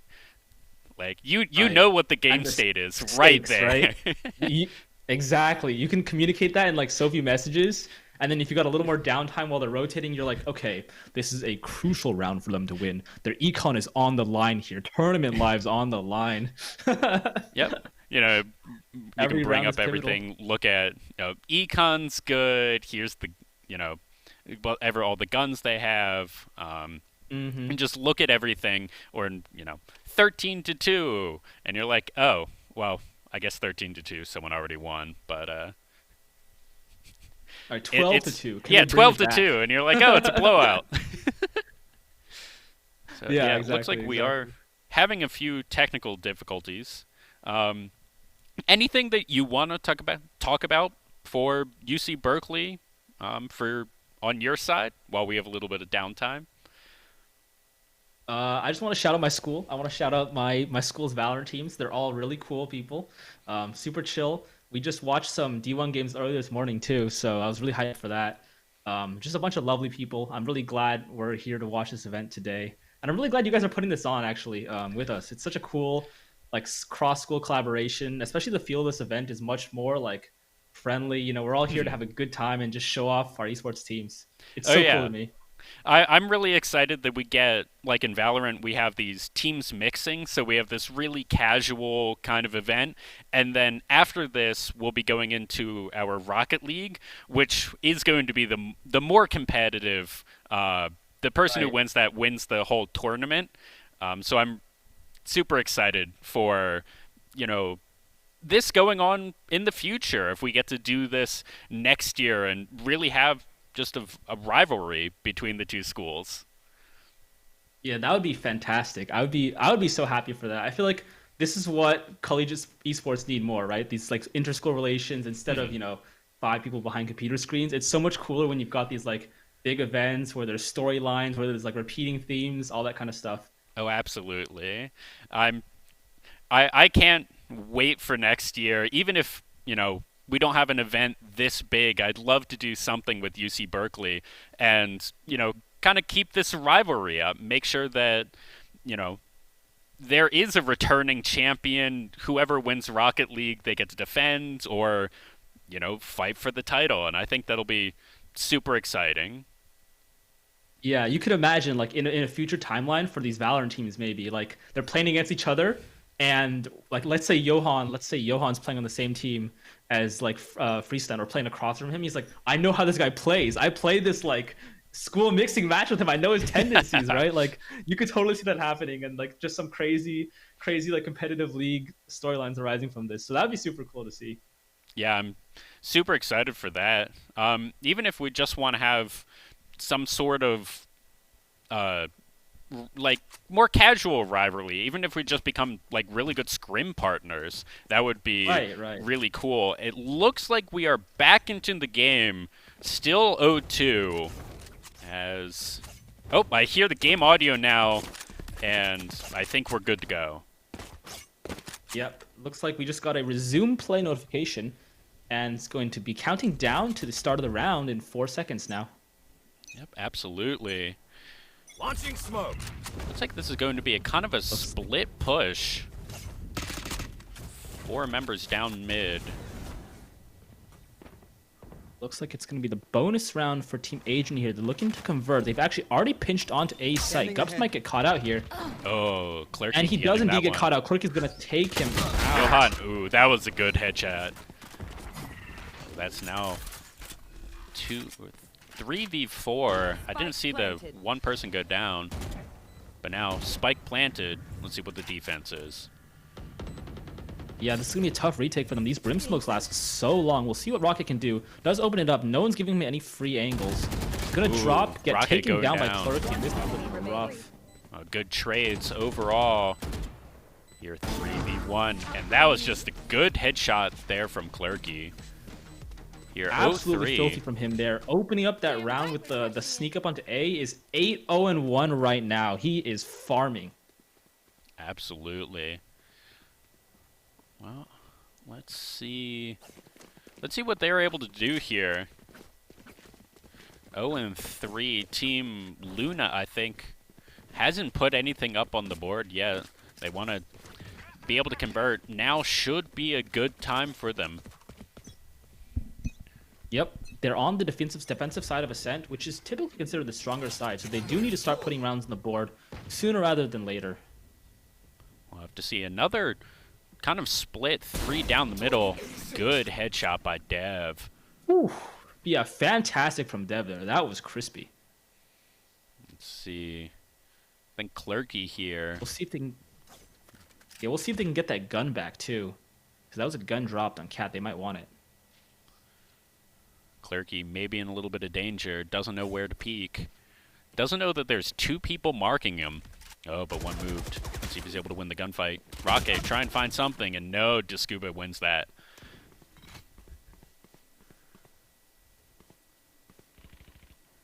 It looks like Brighthammer's left holding the short end of the stick as they're not coming to his sight. And that's tough. Always tough when you're a Killjoy. It looks like Gups is going to be under a lot of pressure here. Let's see. 3 members moving in versus him. Only on a pistol. Freestein does get the plant. Yeah, unfortunate. Not able to land the shots. But Yellow Cactus does hear a TP. Ooh. And will get caught out. Unfortunate. This defense is Brighthammer gets one.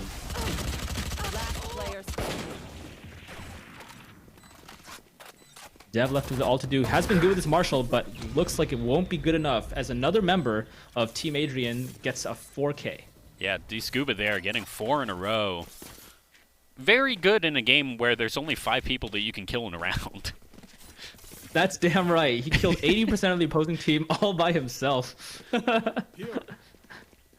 Yeah, and that round was just an unfortunate series of circumstances, to be honest. Poor Yellow Cactus there was walking up on Cat, heard the chamber TP away, and then was like, okay, that's great. I'm going to break this trip now, not realizing that D-Scuba had teleported right behind him. Yeah, unfortunate for them. Right where we thought it was going to go good, and that was a headshot. There, Rocky putting one up. That was filthy from Rocky there. Absolutely just putting Clerky in the dirt. Now this is what I like. And another one-tap from Gups. Team Luna here deciding that their slow play was not working and deciding, let's just bring the fight to them. And there, they put one up. They do put one up in very convincing fashion. That's a great start for their comeback.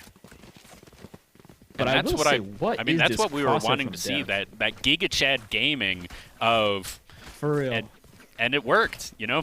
They all 5-man basically just rushed in and finally put one up. So we'll see if it can work again. Yep. All right, we see a 5-man push or a setup for a push onto A site here by Team Adrian. Team Luna trying to get another one. Should be on decent econ here. Gups sees one. Oh, but that doesn't dissuade. A lot of smokes coming out.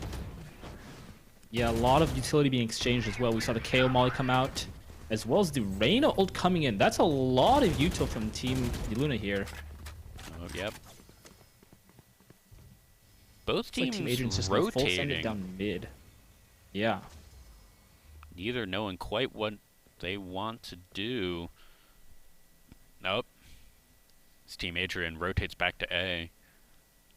Yeah, looks like it's going to be a split coming in. Dev's going to be under a lot of pressure real soon if he doesn't get help. But Gup swings out into mid, sees Didacus, and manages to get the pick, actually. That's huge for Team Luna.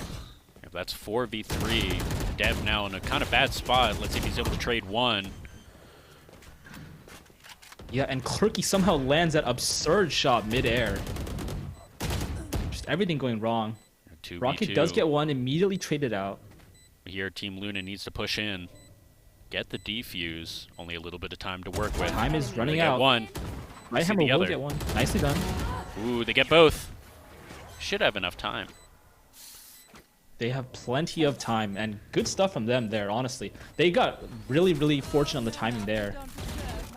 As that swing out into mid just caught, I believe it was Didacus off guard. Yeah, and gave them crucial information to be able to make that pivot. Yeah, and especially in Valorant, you get caught out one, you're now in a 4v5. It's so much harder for your team. Just the information and the map control you lose off of that can be brutal, and we saw it in that round. This defensive aggression from Team Luna has worked out like fantastically for them these past 2 rounds. Absolutely. Luna now taking a 5-man spread. Not sure. Doesn't look like they have any idea what Team Adrian wants to do here. Launching smoke. Team Adrian with a 4-1 once again. Ooh, as Clerky takes one out.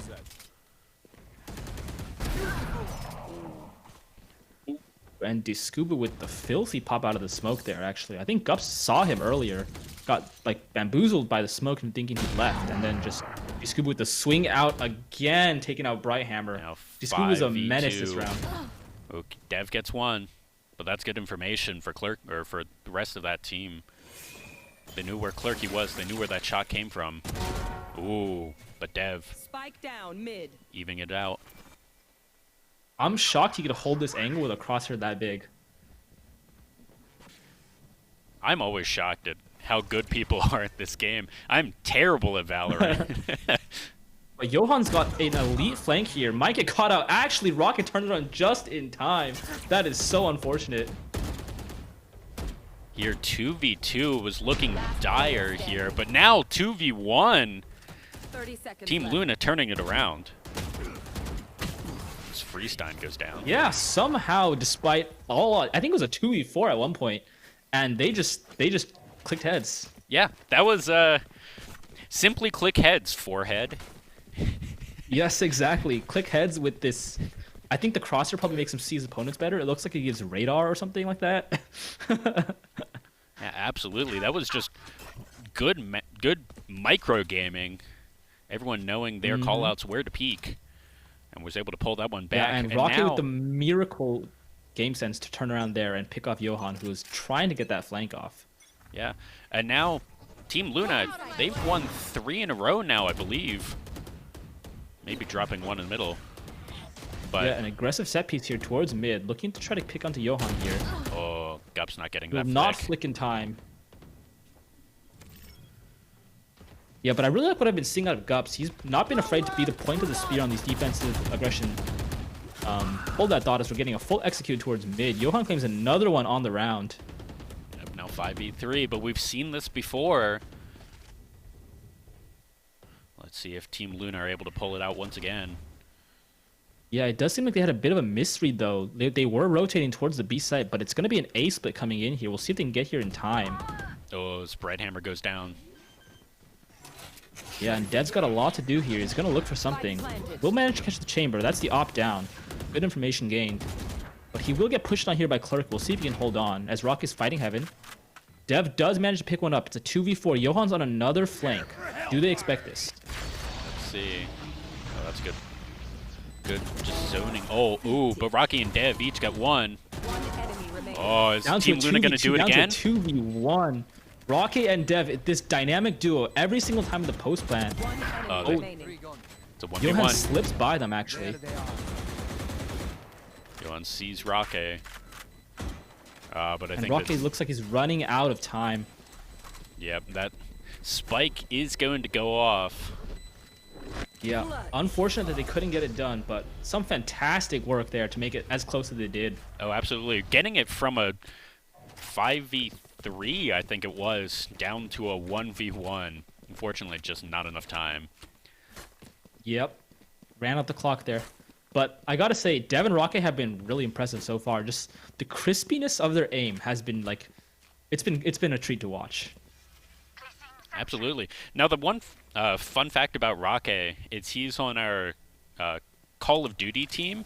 So not only is he really good at clicking heads, apparently with a mouse and keyboard, he can even do it with a controller, which is just kind of insane to think about. The fact that those skills don't transfer, but he somehow makes them do. Some gamers are built different. Simply built different. And actually, I think Dev looks like he won a Vandal versus Operator 1v1 or something like that. That's kind of incredible. Yeah, we're seeing that. We're hearing that op go off just across the map.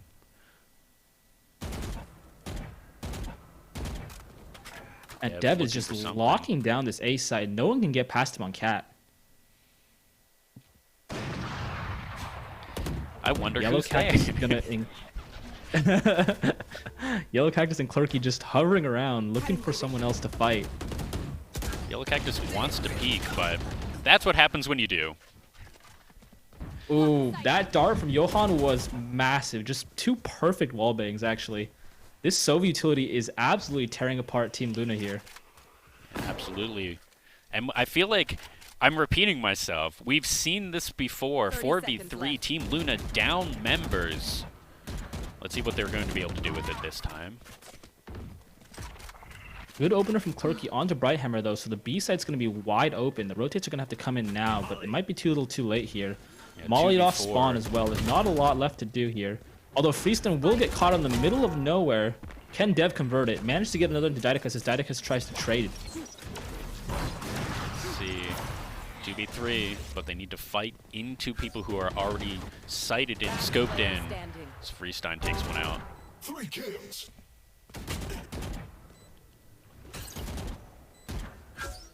Dev, not much time to work with. Johan takes him out. Yeah, and the Sova utility is just so good. That's 3 wallbang kills in a single round by Johan. He is absolutely just lighting up the map and taking them apart. That's definitely. Team Luna was on a really good hot streak. The first 2 rounds were a little iffy, but it seems like they've really gotten their comms down and definitely have more cohesion. Even their losses have been looking really good. Right, they've definitely made it a lot closer since then. But it's kind of been like just interesting plays in the mid round that have opened it up for Team Adrian here. They keep winning out on these crucial mid round like 2v2, 3v3 skirmishes. Hold that thought as Gups hits an absurd shot. Gup getting one with the ult, I think that was. Yeah, he jumped out of Cat and just hit in midair flick. And he's looking for more. Lands another one into D-Scuba, actually. So confident from Gups here. Will get punished for it, though. Quite deservedly, I would say, but a good effort from him nonetheless. I mean, that was the Giga Chad gaming we wanted. If there's anything... It really was. Nothing quite like that. Ooh, as Rocky gets one. Good B-side. A little bit more defense. here. And Freestein somehow kills Rocky from 15 meters with a judge. That's quite impressive. Clerky very low. 2v2. Team Luna up on HP. Flank. Do they know? Both teams know where the spike is. Stidicus picks it up. Oh, and both of them are so low. They're so low. A little bit of chaos here. Dev's gonna go down, actually. This could be huge. Bright As Hammer it comes down to the 1v1. Needs to land one shot, I think. 11 HP. Not that many. Oh, a bit of spaghetti there. Neither side knew where the other person was. And Bright Hammer's not going to win it in the end. Clerky with the clutch. 1 second to go when he got that plant. Absolutely insane. 11 HP clutch. Just seconds left on the clock. And just unfortunate that Dev couldn't convert that second kill there. He really tried there, but at the end of the day, it's going to be Team Adrian winning out in yet another round. Yeah, that one a little bit heartbreaking there for Team Luna. Have to wonder what their mental is like. Yeah, luckily for them, mental aside, their econ is not so bad. So if they've got the right headspace, they can definitely make a comeback into this. They've got pretty much a full buy coming in with the operator on Gups. We'll see if anyone tries to challenge him as he's looking out towards tiles. We'll have to see. Oh, he sees one. He's unable to convert Ooh, it. Bit of timing there. Moved as he was going to shoot. Couldn't convert the shot. And we'll get slowed off here, looks like. Might see Didicus. Ooh, wasn't able to land it. Scuba converts one. Gup's a little bit caught with his pants down there as D-Scuba does lurk up onto him. That is the good opener for down, Team I Adrian. believe. Yes, it is.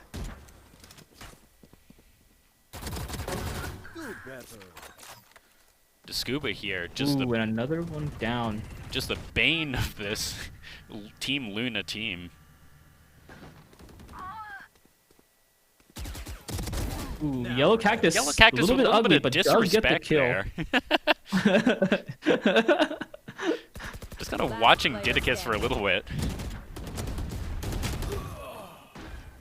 Dev gets 2. Dev with the spread into 2 though. He's pretty healthy here. Has 82 HP. All of his Spike has utility been planted. work, Oh my god. What he can get done. Down to a 1v1. Looks like it's going to be the running Odin. Well, let's see what he's able to do. The spread on Odin is quite large. Ooh, and it comes down to 1v1, but Johan does win that. A bit of disrespectful Sova gameplay at the end there. Throwing out the shock darts, throwing out all the utility, daring him to challenge. But yeah, it is now 3-8, and I don't think Team Luna's econ is too good on this round. We'll see what they can buy up here. Looks like it's going to be rifles and light armor, except for Gups, who can't afford anything. It's going to be pretty much a challenging round, as hard as it's going to get for them to win. But if they can win this 4-8, it doesn't look too bad for them. Now, 4-8 is not great, but not terrible. So definitely winnable. And I would say in this kind of 5v5 setting where you're not super organized, oftentimes it is easier to attack because everyone's on the same page. Yes. So a little bit of hope for Team Luna here, as Gup's gonna go exploring. Dev gets one. No idea how many he spotted. Oh, and the timing from D-Scuba. Gups has no idea he's here. I think he does now. Oh, now he knows. Now he knows. He does indeed. Definitely felt a bullet grazing his pants there. Just barely lived. Oh, what a good headshot. Yeah, Dev has been clean with it. That's 2 on the round so far. Looking to take another fight. Team Luna up 2 members in a situation they're really not used to, honestly. But the Gups spotted, and I don't think D-Scuba was spotted. Yeah, D-Scuba is sneaky.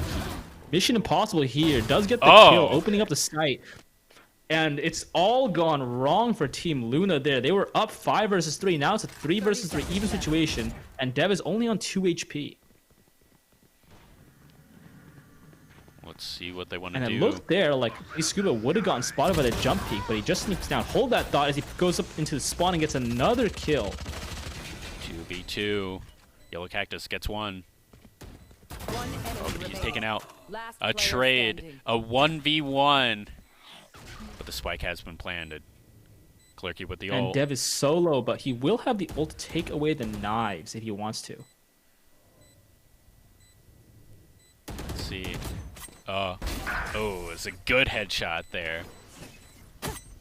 Yeah, Clerky styling on Dev there in that final 1v1. Just not a lot of options for Dev there. When he was on 2 HP, couldn't clutch it out, but now it's a 3-9.5. And what do you think, Dieter? Is 3 enough for Team Luda? Maybe? That is a super non-committal answer. But the thing that I like is if Team Luna goes 9-3, we get to 12-12. And that's super hype to me. So hopefully after this switch, we get just the exact mirror matchup, and then we get the 12-12, and just a really hype. Who gets the 13 first? Do they win a second? And just a real barn burner of a match. I'm down to have some triple, quadruple overtime, but it looks like it's going to be a quick piece up A, kind of similar to what we saw Team Adrian run actually. This A piece. I do like this on pistol round. Just go in, plant, try and win. Spike planted. Yeah, but Clerky didn't get spotted there, actually. Did manage to sneak out of that left side in heaven and pick off Dev, and it's not looking good for Team Luna already. They're smoked off hell, nothing to do. And Clerky is taking names, and just the trades go all towards Team Adrian. It's going to be a 4-for-1, pretty clean sweep there on the retake. Yeah, that was almost like a perfect match. Unfortunately, one went down. I didn't see who. And otherwise, no one took even any damage there from Team Adrian in that pistol round. Yeah, they were basically just shooting at targets who were useled off, looking the wrong way. The swing timings were crispy. I feel like Team Adrian's, they've really got it kicking. They've got something going on behind the scenes there where they're like, they know how the other people on their team operate. They're all swinging in unison. They've definitely got that synergy down. And it'll be up to Team Luna to try to match that, to get that pace back and basically play off each other as good as Team Adrian are playing right now. Because we've seen both teams hit some fantastic shots. It just has come down to the team play and the utility usage right now. Oh, absolutely. And especially now, 10, down 3-10, this is a very scary place to be for Team Luna. Yeah, but hold that thought. A whole 5-man set piece rush into A side opens it up and give us such an early spike plant and a 2-man advantage now. This could be huge. We'll have to see. Johan must have picked that gun up, I assume. Last player standing. But now, 1v4, Johan has to clutch it out. See what he's able to do. Does he know Dev is here? Clearly not. Dev's going to get that kill. What a fantastic round from Team Luna, honestly. They had everything to do there, but they managed to convert their eco round, which is going to destroy Team Adrian's econ. They're looking really good coming to this next round, and honestly, this is pretty much as good of a round as they could have asked for. They kept 3 guns over from the last one, too, so they're in a good spot to start making that comeback now. Oh, absolutely. I'm super excited to see where this goes because that was going to be a really dangerous spot for Team Luna where you lose the pistol, you generally lose the next round after that, and it's now 3-11, and you really don't have anything to work with. But now 4-10, you still don't have much to work with, but at least it's a little bit. Yeah, and another fantastic call from Team Luna here. A perfect read. They read that Team Adrian was stacking the B site and just did that 5-man hit A again. The site's going to be theirs for free. Now, all they need to worry about is this flank. Let's see. Team Adrian having to push in. Freestein just peeking. And if Yellow Cactus... Ooh, Yellow Cactus does get caught in the flank. That presents a lot of problems for Team Luna, actually. Oh, but That's Rocky going to get this kill heaven. That's huge for him. That was... And somehow, in the blink of an eye, Gups has decapitated 3 people, and that's the round. Yeah, I think Rocky gets 2 and Gups gets 3 there, as Team Adrian's just wiped.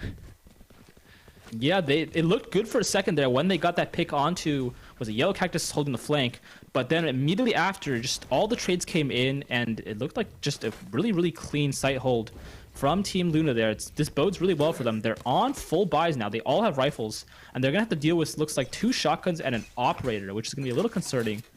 We'll see if they can manage to nullify D-Scuba here as he's taking the operator. It looks like Team Adrian is on to this A rush. As Dev gets taken out. Yeah, Dev got a little bit frisky there, played with his life and lost it. Looks like D-Scuba's going for a little bit more here. Won't win that fight. Clerky gets one back. And just chaos in A main right now. Clerky does get healed up though, so will be a lot healthier. It's just a 3v3 so far. Yeah, and Johan hasn't rotated. Is still holding this pretty advanced position in B main. This could be huge for them, especially because they still have plenty of map control, so they'll know when somebody's hitting a site. Absolutely. And I don't think Team Luna is expecting anyone to be over there. No, certainly not. They're hitting this rotate pretty fast, but it looks like they are clearing their corners, so they certainly expect someone. We'll see whether or not they clear this angle in particular, because Johan's in a bit of a nasty off angle here. Yellow Cactus gets taken out. Johan gets 2. Yeah, and that angle was just so smart from him. And we've got Gups here in mid, 68 HP in a dream, and he's stuck here. Does see Didactus, though.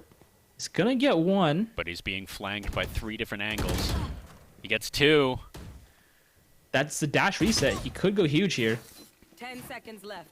But he has only 10 seconds to work with. Going for a little bit of something here. Those jet knives are a little ambitious. Oh, and it's not pretty. Nice try from Gups there.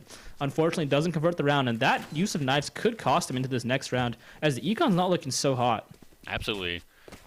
It's not great for them. That was also just unfortunate. Running out of time, really, to maybe if there was another 10 seconds, that would have been enough to work with there. Maybe get the clutch, maybe get the spike plant, and then try and work off of that. Yeah.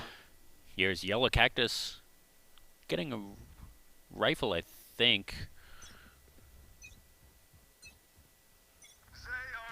See, 5-11. I will say though, a lot of respect to Gups for going for that. You know, popping the knives, believing in himself, thinking he could do it. Love to see that. That's definitely what we call Giga Chad gameplay. Not afraid to peek at all. Oh, absolutely. Here, 5-11. Team Luna, not losing, but definitely not in a great spot. Red Hammer does plant. You should run. Clerky gets Ooh, and Yellow Cactus gets caught there. Gups trains one back, 2-3. Oh, it's 2. Yeah, fantastic work from Dev there, swinging off Gups to help him out. But it looks like Didactus got a good flank here. Could catch Dev off guard. One enemy remaining. Taking a little bit extra time And because he knew he will had do it. Yeah, just brutal here. Gups is tagged up by the drone. So many angles to watch. Gups only needs to buy a little bit more time. And I think he did not do it. They have it. Looks like Team Adrian will get the 12 rounds on the board here. That's a pretty safe margin for them. Yeah, this is now backs up against the wall for Team Luna. Let's see what they're going to be able to do with this.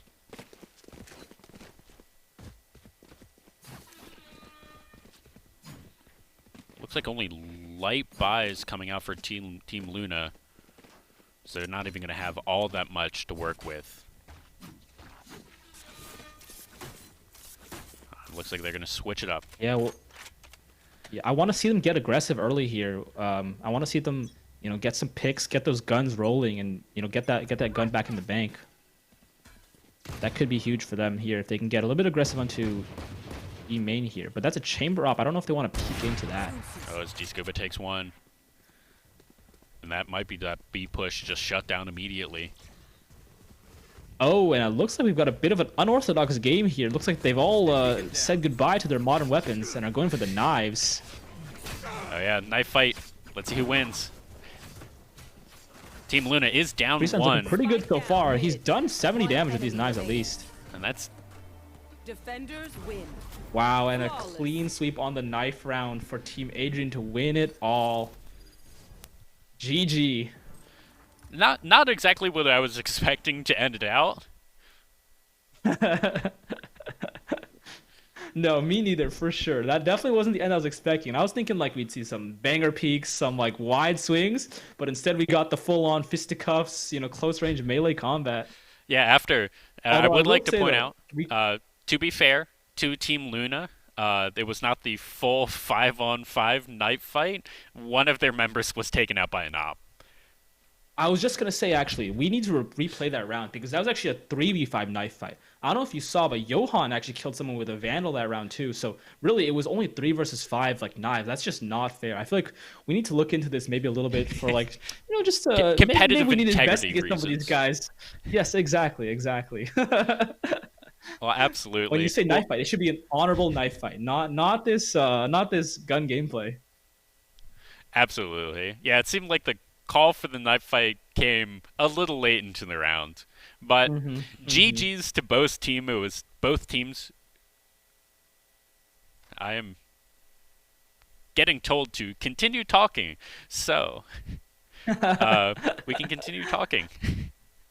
Yeah. I wanna congratulate both teams, like what you were saying, and I just want to say we did see some really nasty clips that game. Rocket in particular really impressed me with those first shots.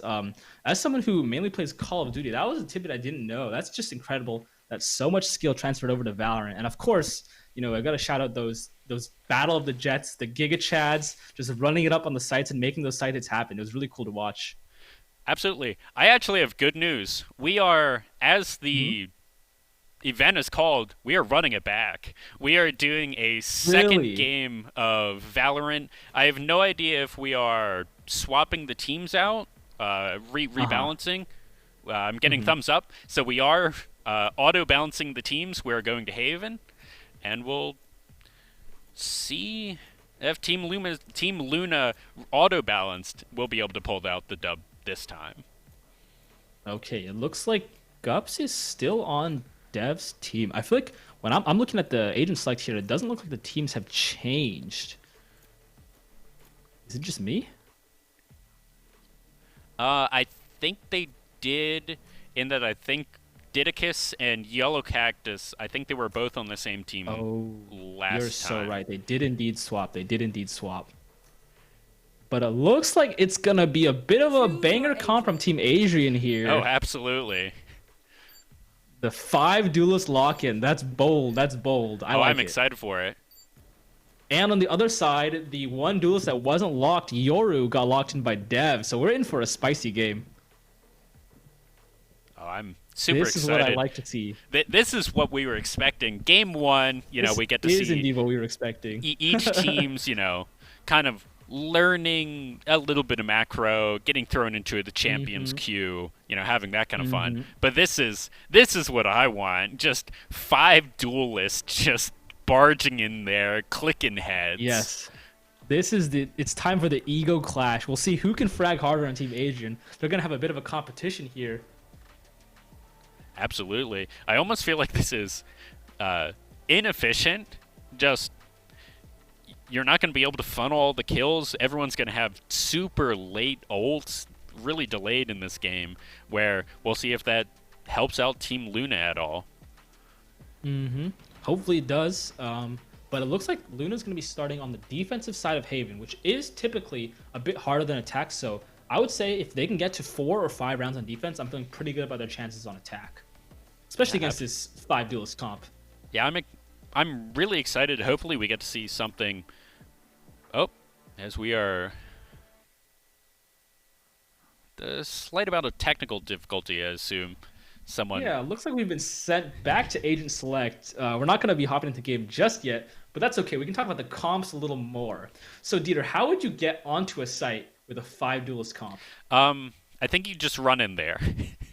Yeah, that's going to be a kind of a problem for if Team Luna gets any amount of setup kind of at all, it's going to be a problem.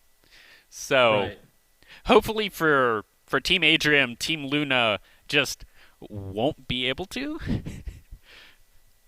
That's a good point. That I think is what we call the hope and pray strategy. Absolutely. It does work sometimes. It works every once in a while. We'll see if it works 13 times, because that's all they need. Yes, exactly. That's exactly the point. They need it to work 13 times in a row. Yeah, it just needs to work 13 times. Not even a row. Yes. It can work 13 times every other time, as long as they win the first one. Right. As long as it doesn't go into, like, triple overtime. Yes. But they are up against double Sentinels, so this is a pretty hard comp to play 5 duelists into. The Chamber and the Sage. Lots of slows. They're going to be a little hard to run fast when those things are stopping you. And we'll have to see. I mean, they do technically have some smokes, right? They've got this. They got Freestyle on the Jet, basically Brimstone, and they've got they've got Neon, which is basically Viper, right? So if you really think about it, they've got a full comp right here. I feel like that's a little bit of advanced copium to call. That might be true. It might be true. Call Jet but, basically Brimstone. Oh, you're so right though. Jet only has 2 smokes now, so it's not Brimstone. It's basically Omen, right? Very true. Right. That's what I meant. My mistake. It's all clear to me now. And Absolutely. we've got that new agent. Johan's on that new agent Harbor with that wall. You know what I'm saying? Yeah, I don't think I've actually seen any of the new agent. I haven't been playing this game all that much. Time to jump. All I know is he gets on a motorcycle and goes vroom. All right, we're already seeing some shots being fired. Brighthammer taking one out. Oh, and somehow Yellow Cactus goes down to the knife. That is brutal. Last player standing.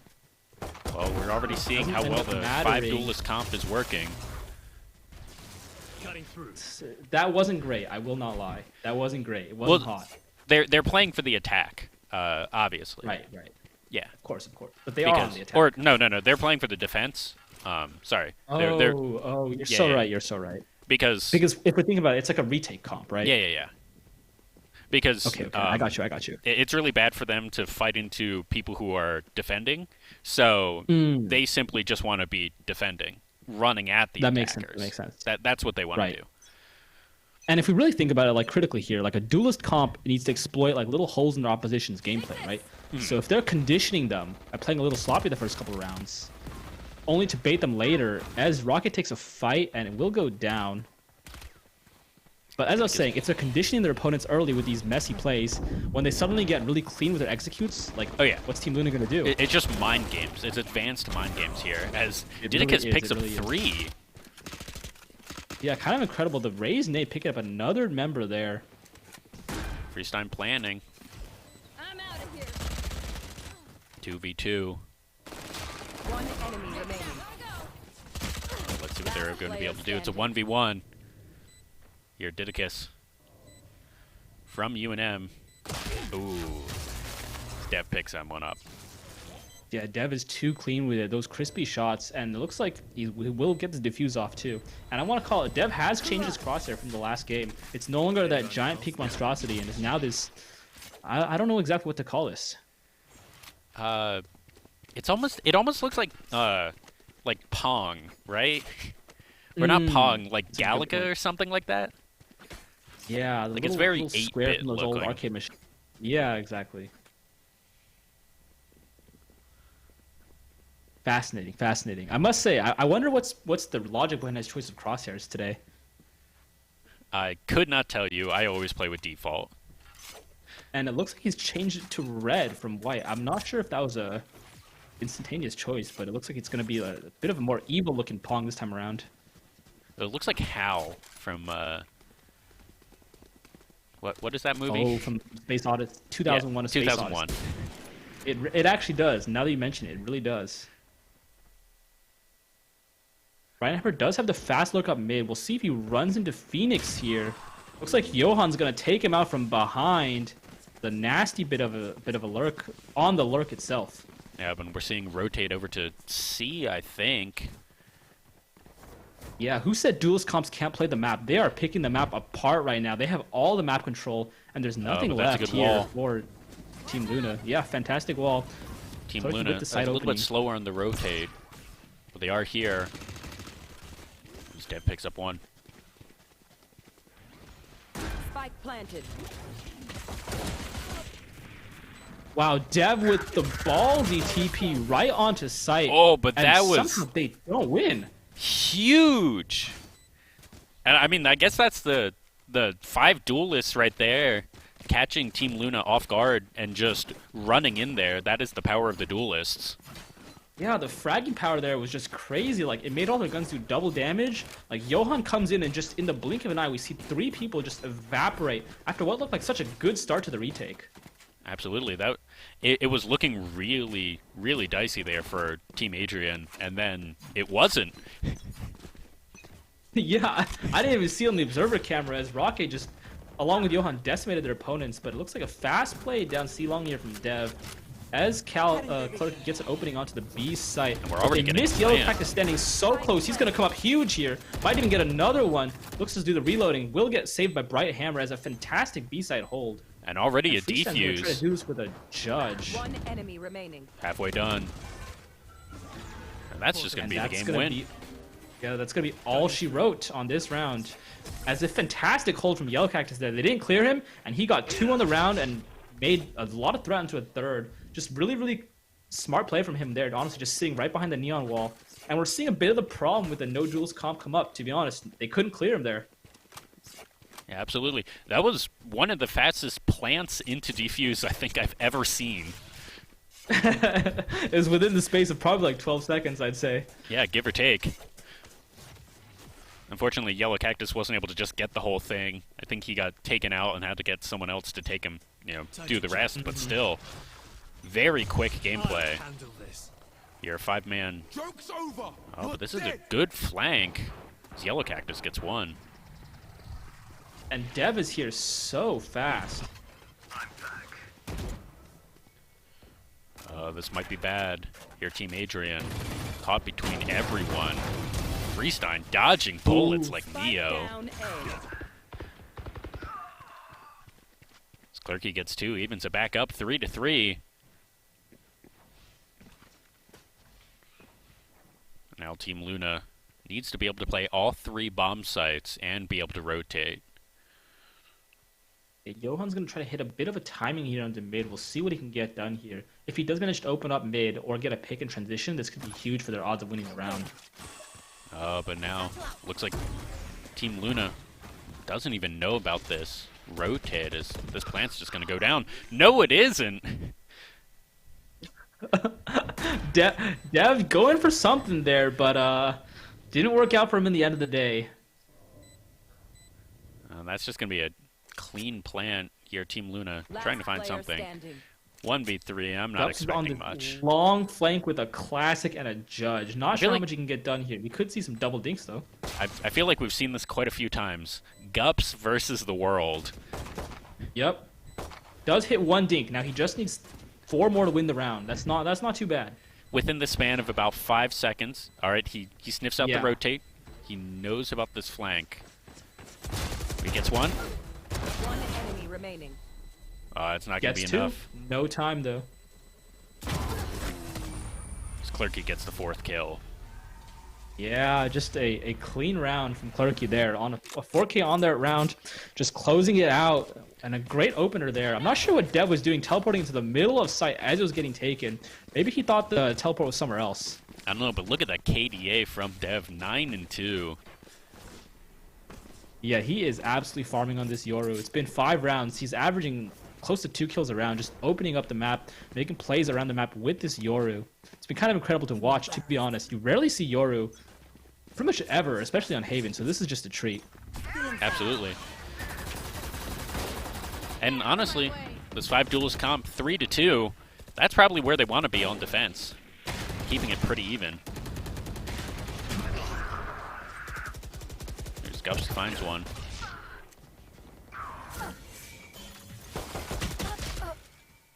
Here, Team Luna. A bit of chaos towards mid as that 5 duelist comp opens up the site.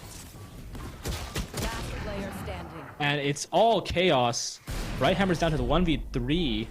Will whiff the op shot. As Rock is going for something here. Didac is just jumping up and down. Finally, what goes down. I don't entirely know what that was. Brighthammer's looking to try and fight into this. 1v2. Yeah, but they're not giving him anything. This is a great setup from Team Adrian here as Johan's got this front B angle. Will have the flash. Ooh. Gets a good kill. And shoots before the wall even goes down. Fantastic play.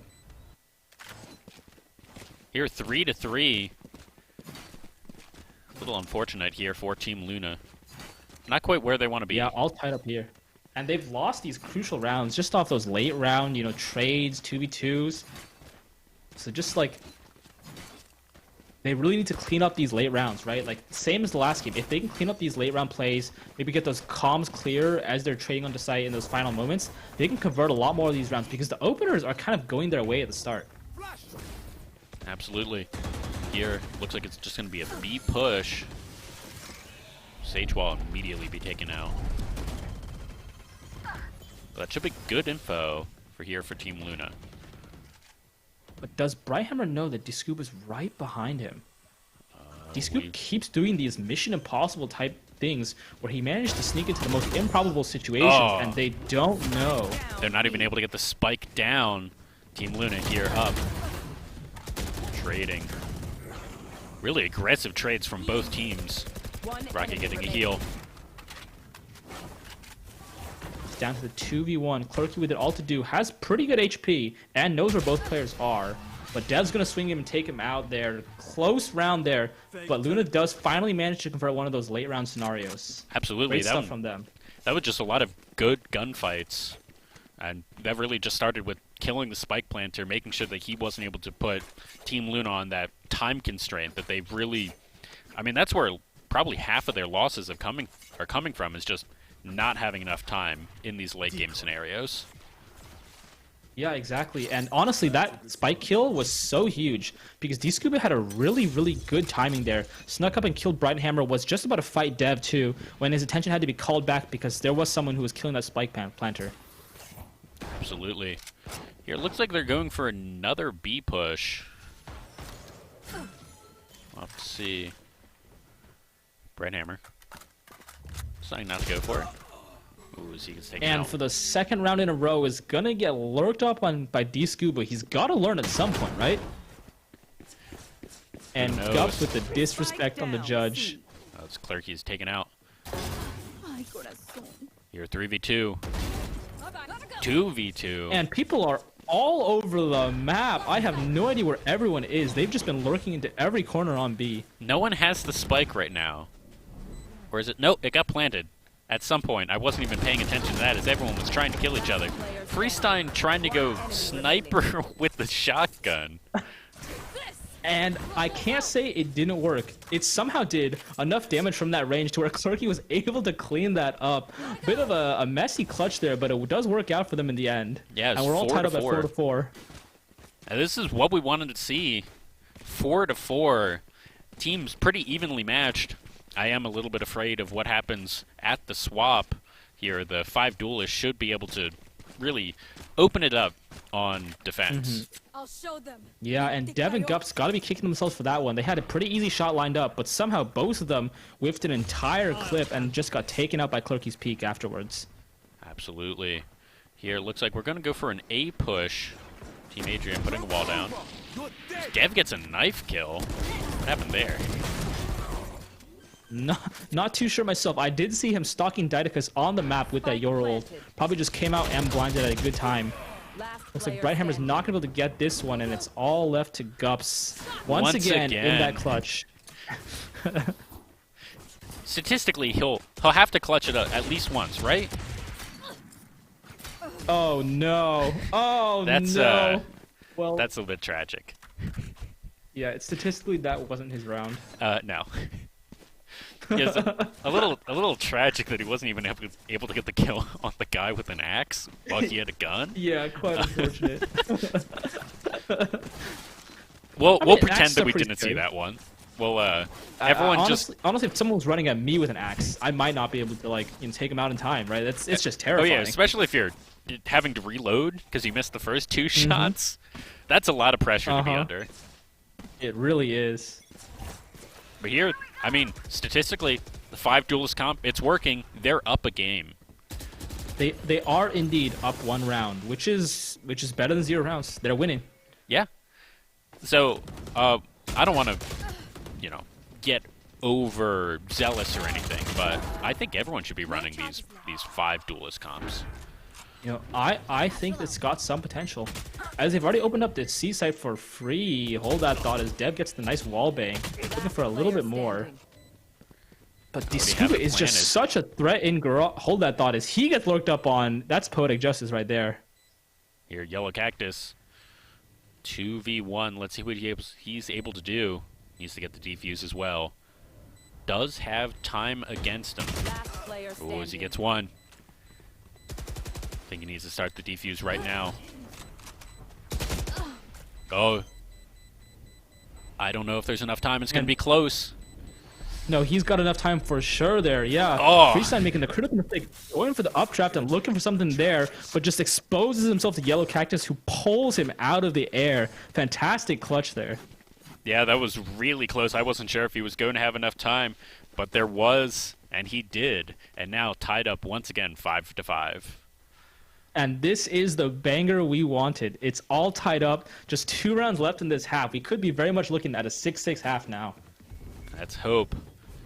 We'll have to see. It looks like there's going to be another A push. 4v1.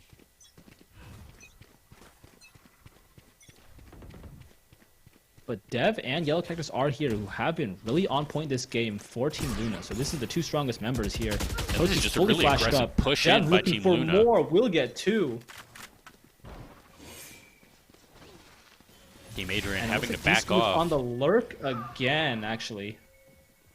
And poor Brighthammer keeps getting backstabbed by Discuba. Discuba's just got his number. We'll have to see. And Discuba's all the way in spawn now. We'll see what they can do with this advantage. Rake brings one back. Freestein gets the plant onto B. Oh, that's going to force everyone from Team Luna to rotate and getting caught. What was a 4v3 is now a 1v3. It's Freestein going sniper with the shotgun once again.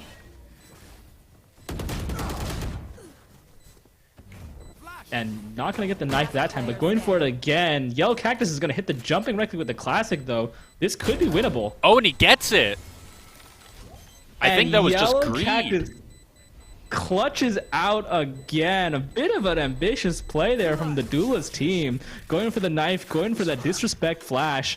But Yellow Cactus stays cool as a cucumber and just eliminates them all. Yeah, and that's why you don't go for the disrespect. Because sometimes it looks a bit silly. Yeah, it's cost you 2 rounds against Yellow Cactus already. I'm surprised he didn't teabag them after that. I would have done that. They deserved it. Here, Yellow Cactus. Let's see what he's going to be able to do.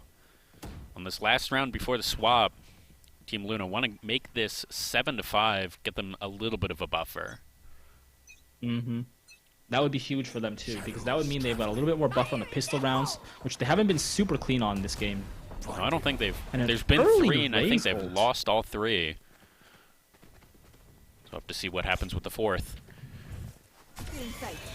Yeah, Rocky under tremendous amounts of pressure here is just going to give up the site for the retake. But A site's not exactly the easiest site to retake, so they've got a lot of work ahead of them now. Alright, we're already seeing a plant. Stein should be able to do this. Oh, but that's 3 dead. 4?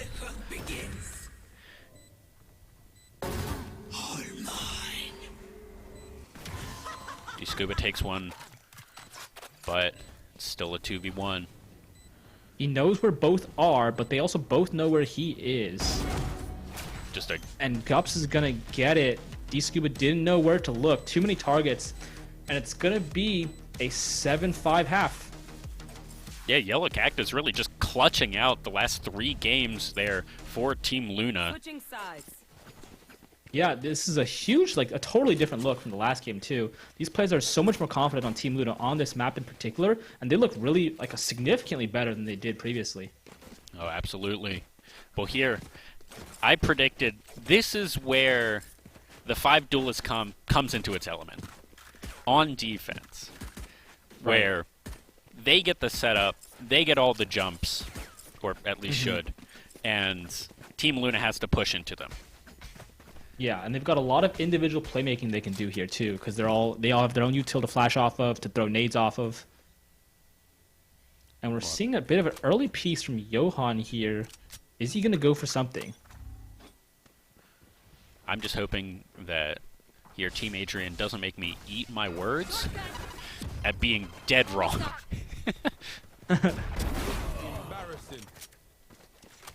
And they are already starting off lethal with it. Yellow Cactus gets one back. 3v2. 2v2. I don't even know if the plan's going to be... so low. One enemy remaining. Ooh, Gups gets one. Yellow Cactus seen. He's so low. And he doesn't have the spike. It's so brutal for him. He doesn't have any util either. Where could he go with this? He's just waiting for Johan to peek into him, looks like. He only has the pistol. Could Let's see get what he's timing able to here. do. Oh, but Johan missed. Oh, but Johan whiffs, pulls out the knife, and knifes him to death. I guess 3rd time's a charm for Johan as he knifes Yellow Cactus there.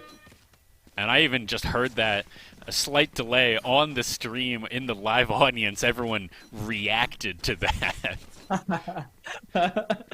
That was pretty savage from Johan there. Went for the shorty, missed the shots, doesn't need it, will pull out the axe and axe you anyways. Absolutely. 7-6 here.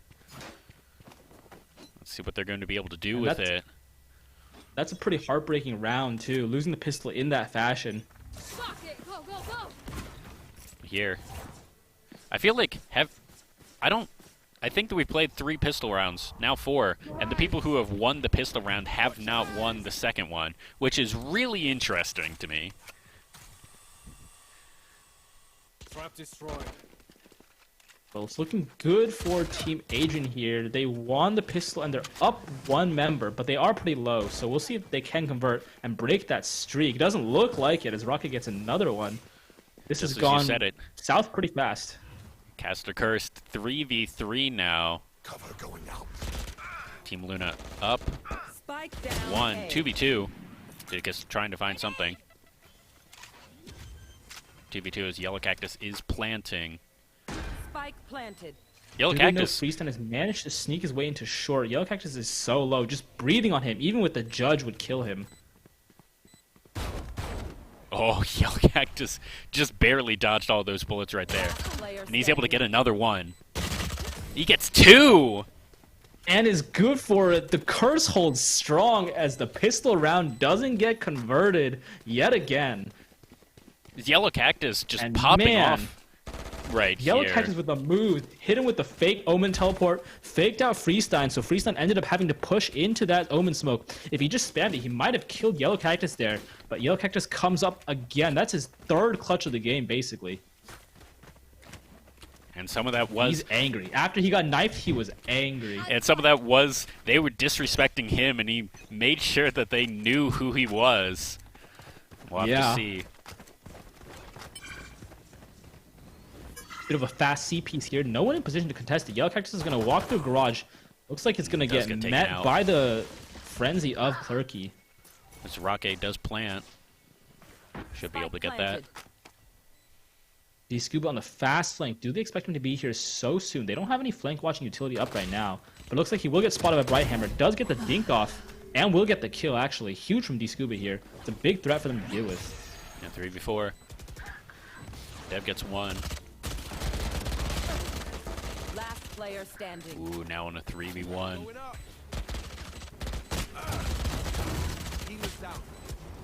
See what Johan's able to do. Super low. Gets one. Looking for a second, wasn't able to get it. Just barely. Luckily for Team Luna here, they managed to win that one around. I feel like every time I watch Dev play, he feels like the embodiment of the "it's nothing personnel" meme. Just blinding into Garage there, teleporting behind whoever it was he killed, and just taking them out without any regard for human life. It feels like. And now I feel like I am being forced to eat your words a little bit. As has this 5 duelist comp even won in this? They won their pistol, I believe. Yeah, they won the pistol, and after that, it's been really nothing short of disaster for them. Here's Rocky, picks up one. Yeah, and it just looks like they're desperate to make plays here, and the shots aren't landing for them. Yep, she's one. Spike down. Pick that one up. Yeah, Dev once again shooting someone in the back, just creating chaos with his Yoru is a absolute menace, and it looks like the round is pretty much won as Team Adrian is so far away from this bomb site, and they've got shotguns to work with. Absolutely. It's going to be very difficult. Johan spotted. Yellow Cactus has his mark. Able to pick that one up. And Dev's in position to get another with this short. He's so Didicus menacing with it, but the judge is the better shotgun. Didicus now down to a 1v2. Doesn't have much time left. But Yellow Cactus just sitting here. He knows where he's going to be. Able to pick that one up. Yeah. Spray is good and will kill Didicus. 10-6 now. The advantage quickly snowballed pretty large in favor of Team Luna here. Yeah, Team Luna winning 4 in a row, I think. And see if they're able to just keep on that roll. Yeah, they are rolling. And they have the Sage ult now, too. So this round should be a little bit easier for them if they do take that early fight and get picked. So look for them to try to group up and use that. Maybe take those early fights and get some guns off the map. Yellow Cactus, I don't want to say unlikely to have been the person to have carried this team, but he doesn't play much Valorant. He was the top laner for our League of Legends team for a number of years, basically subbed into this role, and is carrying Team Luna.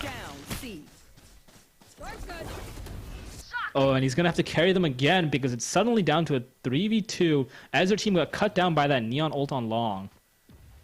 Yellow Cactus does have a pretty advanced position in Garage here. They haven't noticed his presence, so if you can manage to bail out Clerky here, could be pretty good for them.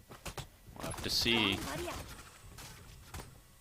We may have cast a curse. Team Luna here as Gups takes out one. It is now 1v1. Gups takes out a second. Yeah, down to that Neon 1v1. Both are so low. Just 2 straight bullets would kill either of them. Gups, 1 straight bullet would kill him. As he's slowly walking up long, just looking for the angle. But will get spotted. Clerky holding such a tight angle. Just barely saw Gups' sneakers and does win that one out. Yeah, we might have cast or cursed a little bit there. Team Luna got a little hypey there, looking for the 7 in a row. Uh-huh. Didn't end up happening for them, unfortunately, but they still have plenty of buffer here on their defensive side. Absolutely. And they have some ults to work with this round. Looking at the ult econ, 2 for 2, but Didicus and Freestein are relatively close for theirs as well. Econ is about even, I would say. Looks like it's a really fast A piece, but gonna get picked apart by the dwell page from the Jet and the Neon. They weren't expecting that aggression to come out so fast, and it does cost them. The res will come out though onto Yellow Cactus. And that's an even game now. And punished for the over peak. It's more than even now, actually. As somehow Johan doesn't kill Dev there. Spike planted.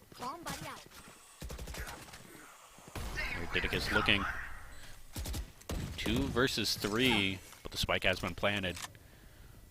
We've seen Team Luna win these before. 1 enemy remaining. Rocket takes one out. Scuba, 1v2. What is he going to be able to do with it? And Absolutely Dev nothing. once again with the teleport, just dancing circles around these guys, honestly.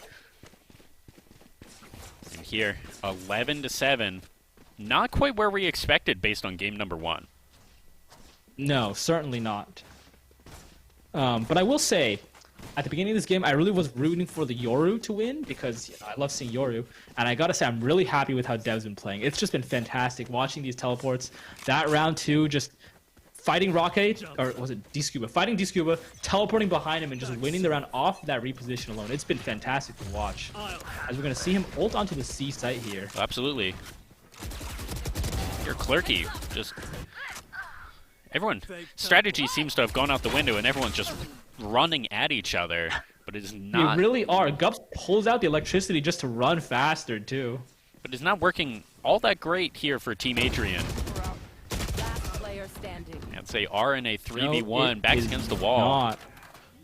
Yeah, it looks like the 5 duelist comp is not winning the run at you fights, actually, surprisingly. Yeah. You'd expect them that to be their forte, you know, when everyone's taking these gunfights, they should be stronger there, but it looks like it's not happening. Yeah, really, Team Luna here just kind of flipping the script on Team Adrian. Doing, against all odds, winning the gunfights in a comp that shouldn't, really. Yeah, really should not be winning as many gunfights as they are. But it looks like Dedicus is a little bit late here, trying to go for something. Will get taken out by Brighthammer, and that's 12 rounds on the board for Dev and his team. This is something. We're seeing something here. Oh, absolutely. Do you think Team Adrian will be able to get the 5 in a row? Or they do have good ults to work with right now. These are probably the 2 best ults they could ask for on this round.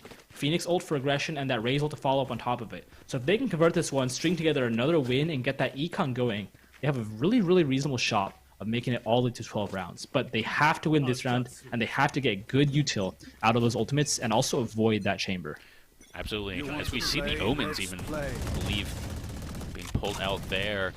Good, just really good econ here out of Team Luna. And that Raze ult goes wide, as Clerky will get a pick. Rocket but takes yeah, out Dedicus. Dedicus didn't find anything towards A long there, unfortunately. You're 4v4.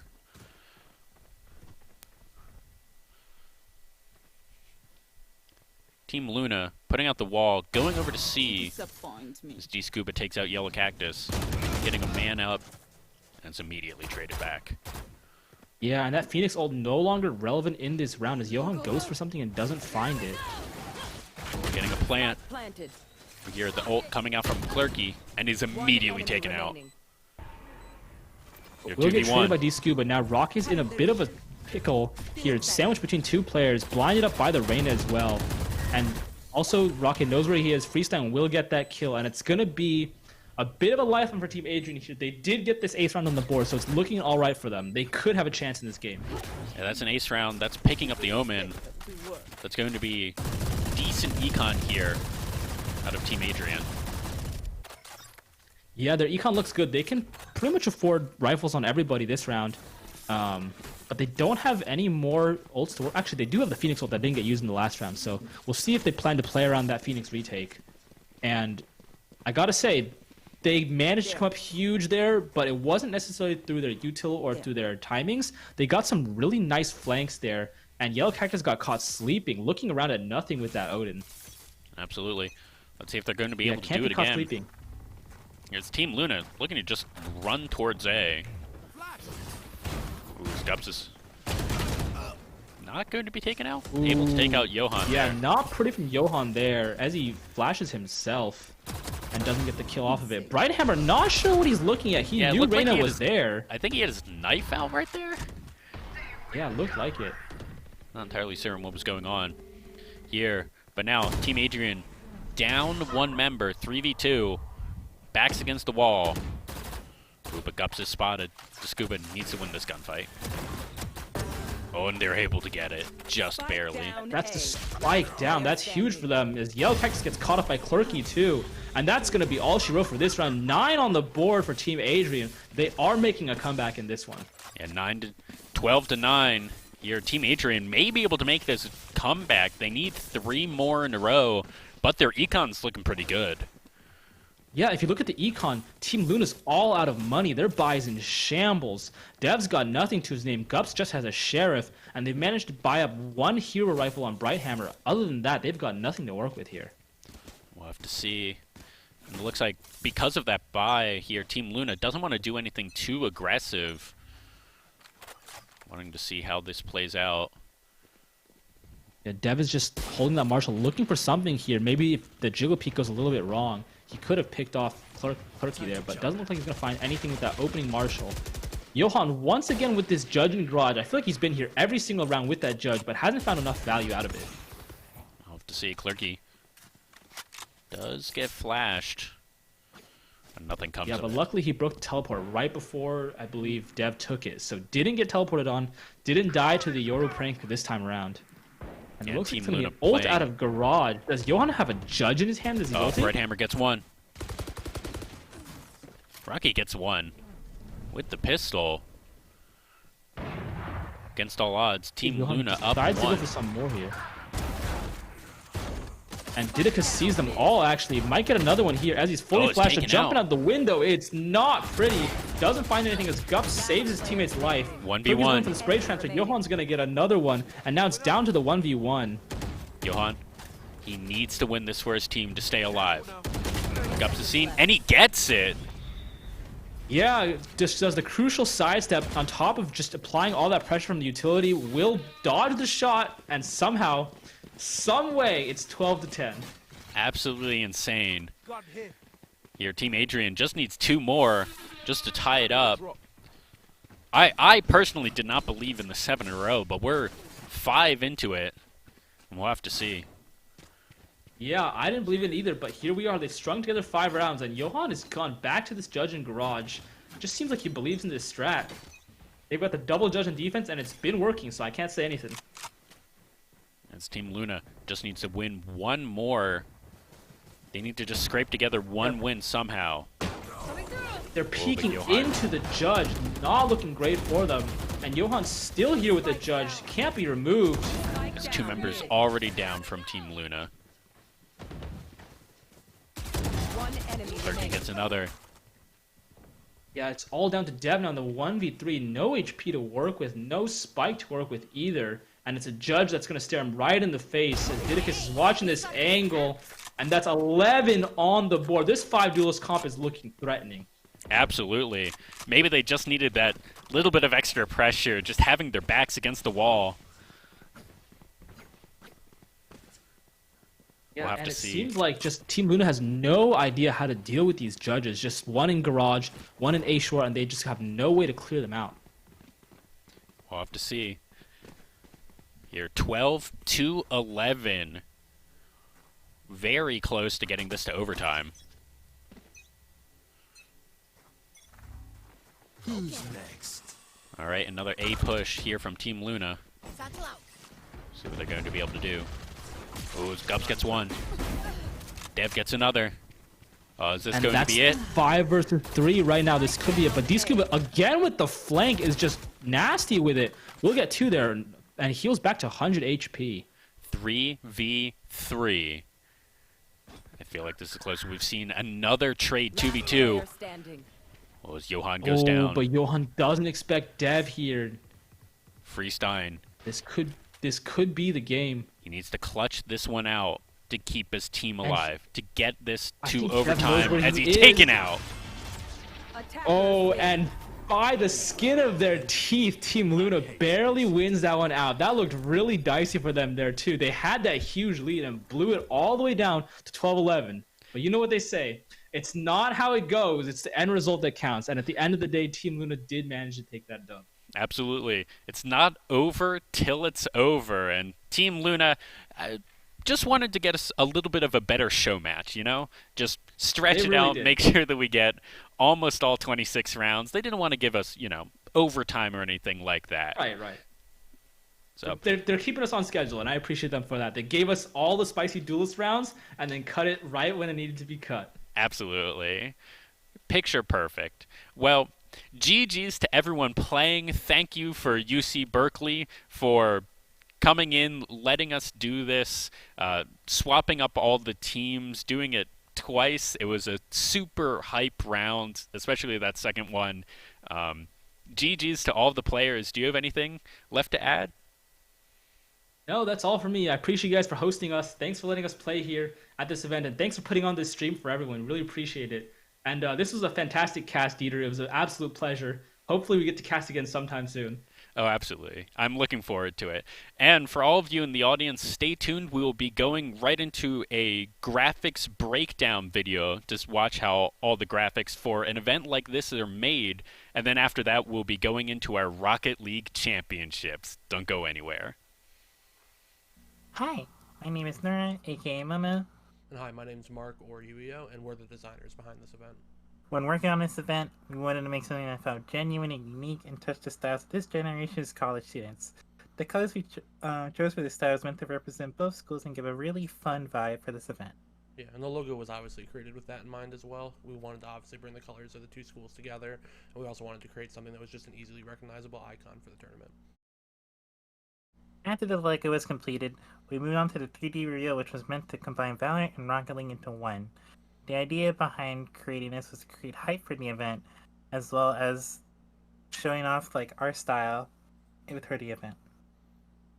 Another integral asset needed for the stream is just the transitions to move from scene to scene, and the vision to create those was just to make sure obviously they fit with the branding like we've been talking about, and also just to have a creative and engaging way to move from one thing to another. The final thing me and Yuya touched on was the hoodie design. We wanted something eye-catchy and subtle, something that very unique and that people would want. And me and him feel like we accomplished that. As he designed the front and I designed the back, we combined it together to make something very unique. Make sure to grab yours. It's a limited time. Yeah. Sure. And we want to just thank everyone at this tournament for allowing us to have this little segment just to kind of talk about our process and talk about the different stuff we were able to make for the stream. And we just want to say at the end, obviously it's been a blast to work with everyone behind the scenes for this event. So I just want to take this time to give like a quick shout out to them just for being so amazing. And so yeah, that's about it. Thank you so much. What's it like having Xfinity internet? It's beyond gig speed fast. So gaming with your niece has never felt more intense. Hey, what does this button do? No, don't! We're talking supersonic Wi-Fi, 3 times the bandwidth, and the power to connect hundreds of devices at once. That's powerful. Couldn't have said it better myself. You just did. Unbeatable internet from Xfinity. Made to do anything so you can do anything. Whoa. I promised it would be epic. It's happening!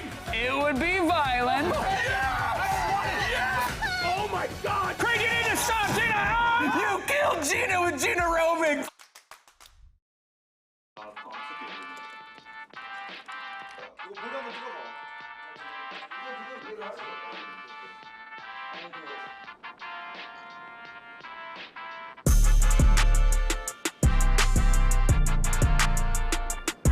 He's going for thinking about it. Gets Sasha, and actually knows.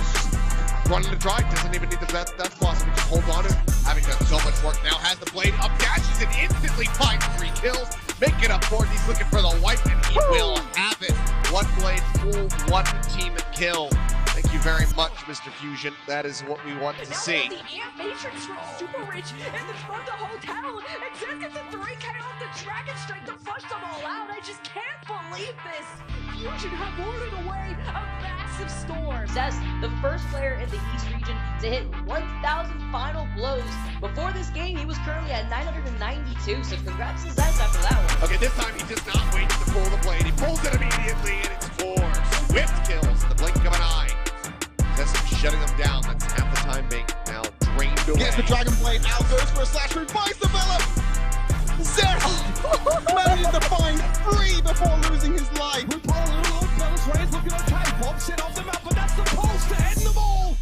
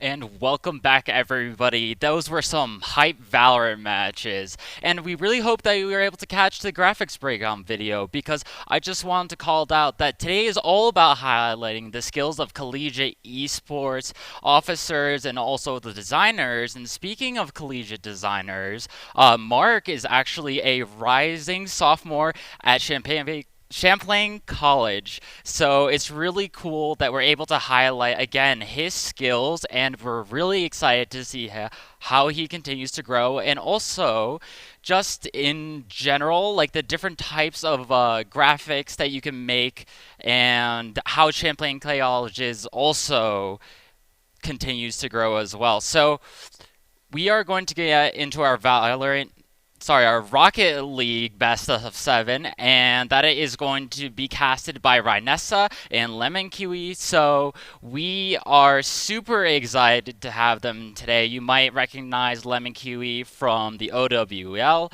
And it's just super cool that we're going to have these excellent casters alongside our student casters from earlier. You know, both Alex and Dieter did an excellent job casting with Valorant as well. So, yeah, we're waiting to get into lobby here, but we should get in shortly. So, we are, again, just going to take a little bit of time, and hopefully that will get sorted soon.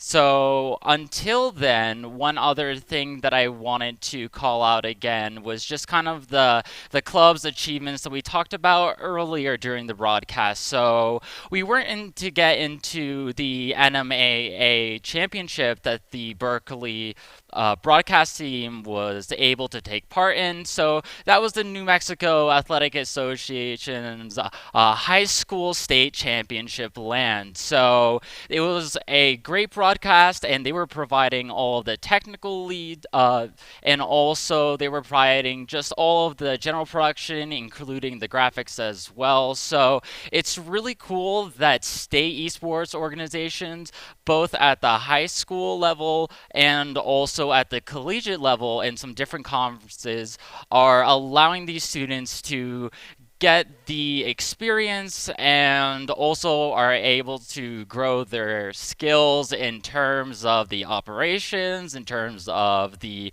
production, and again in terms of design, because there are truly so many aspects of esports to master. So it seems like that we have the lobby all set up, so I'm gonna throw it over to the desk. Let's go. Let's go. We're here, Rhinessa. We made it. We did. Now we figured everything out. This is a really exciting project.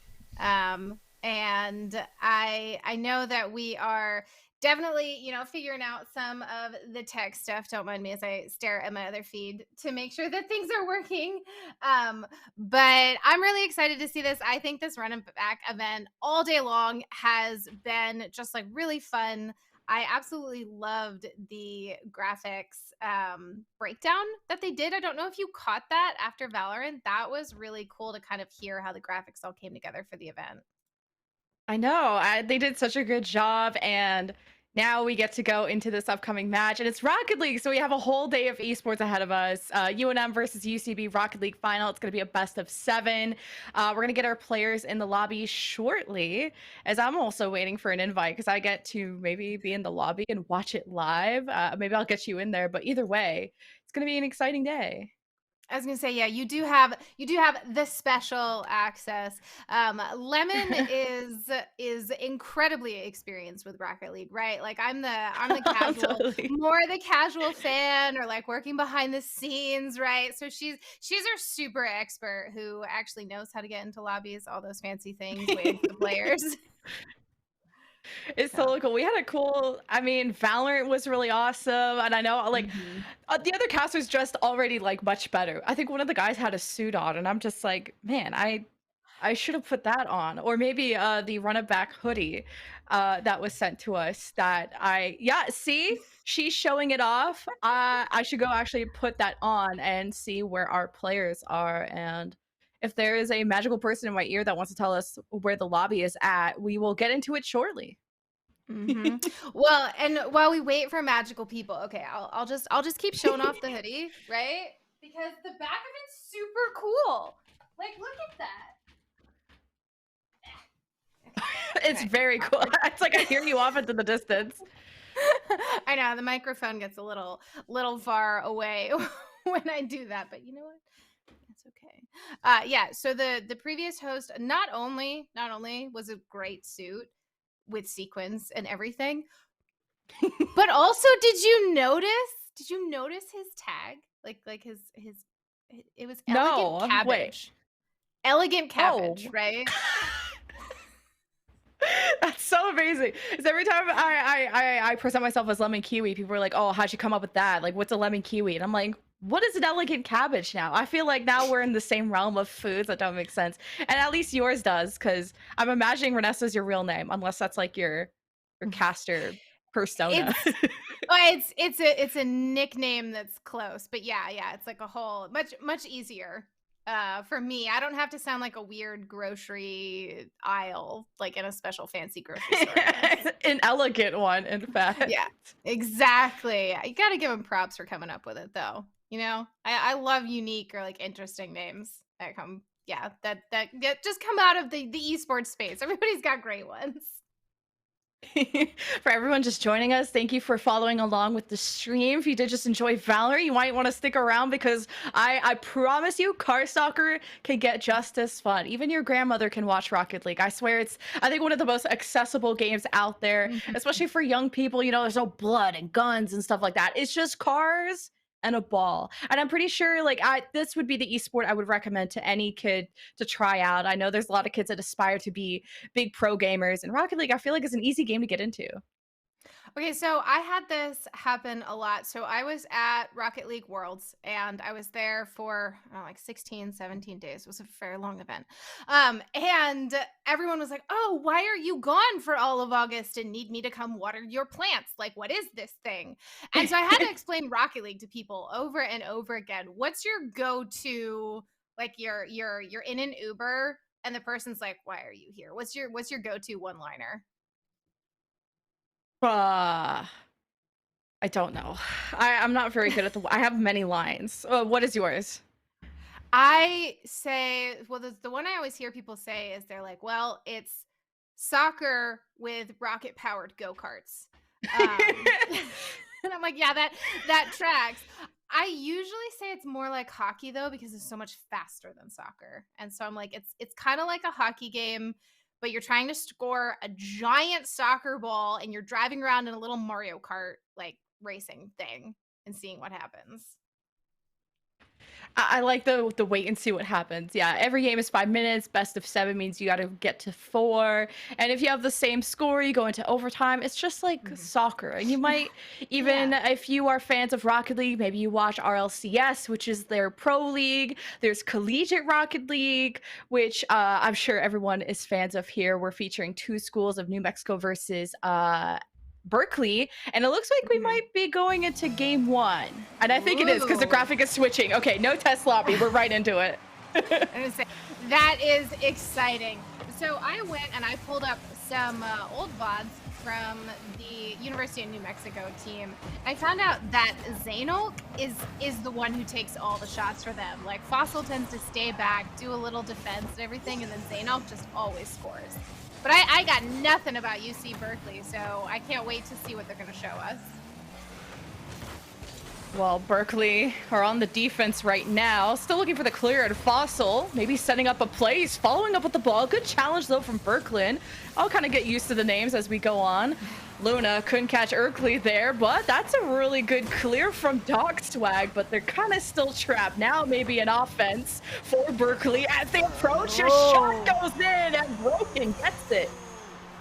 I know, what a strong start here from UCB, right? Like, this has to keep you confident. Just that touch in, and Zaynolk is not there.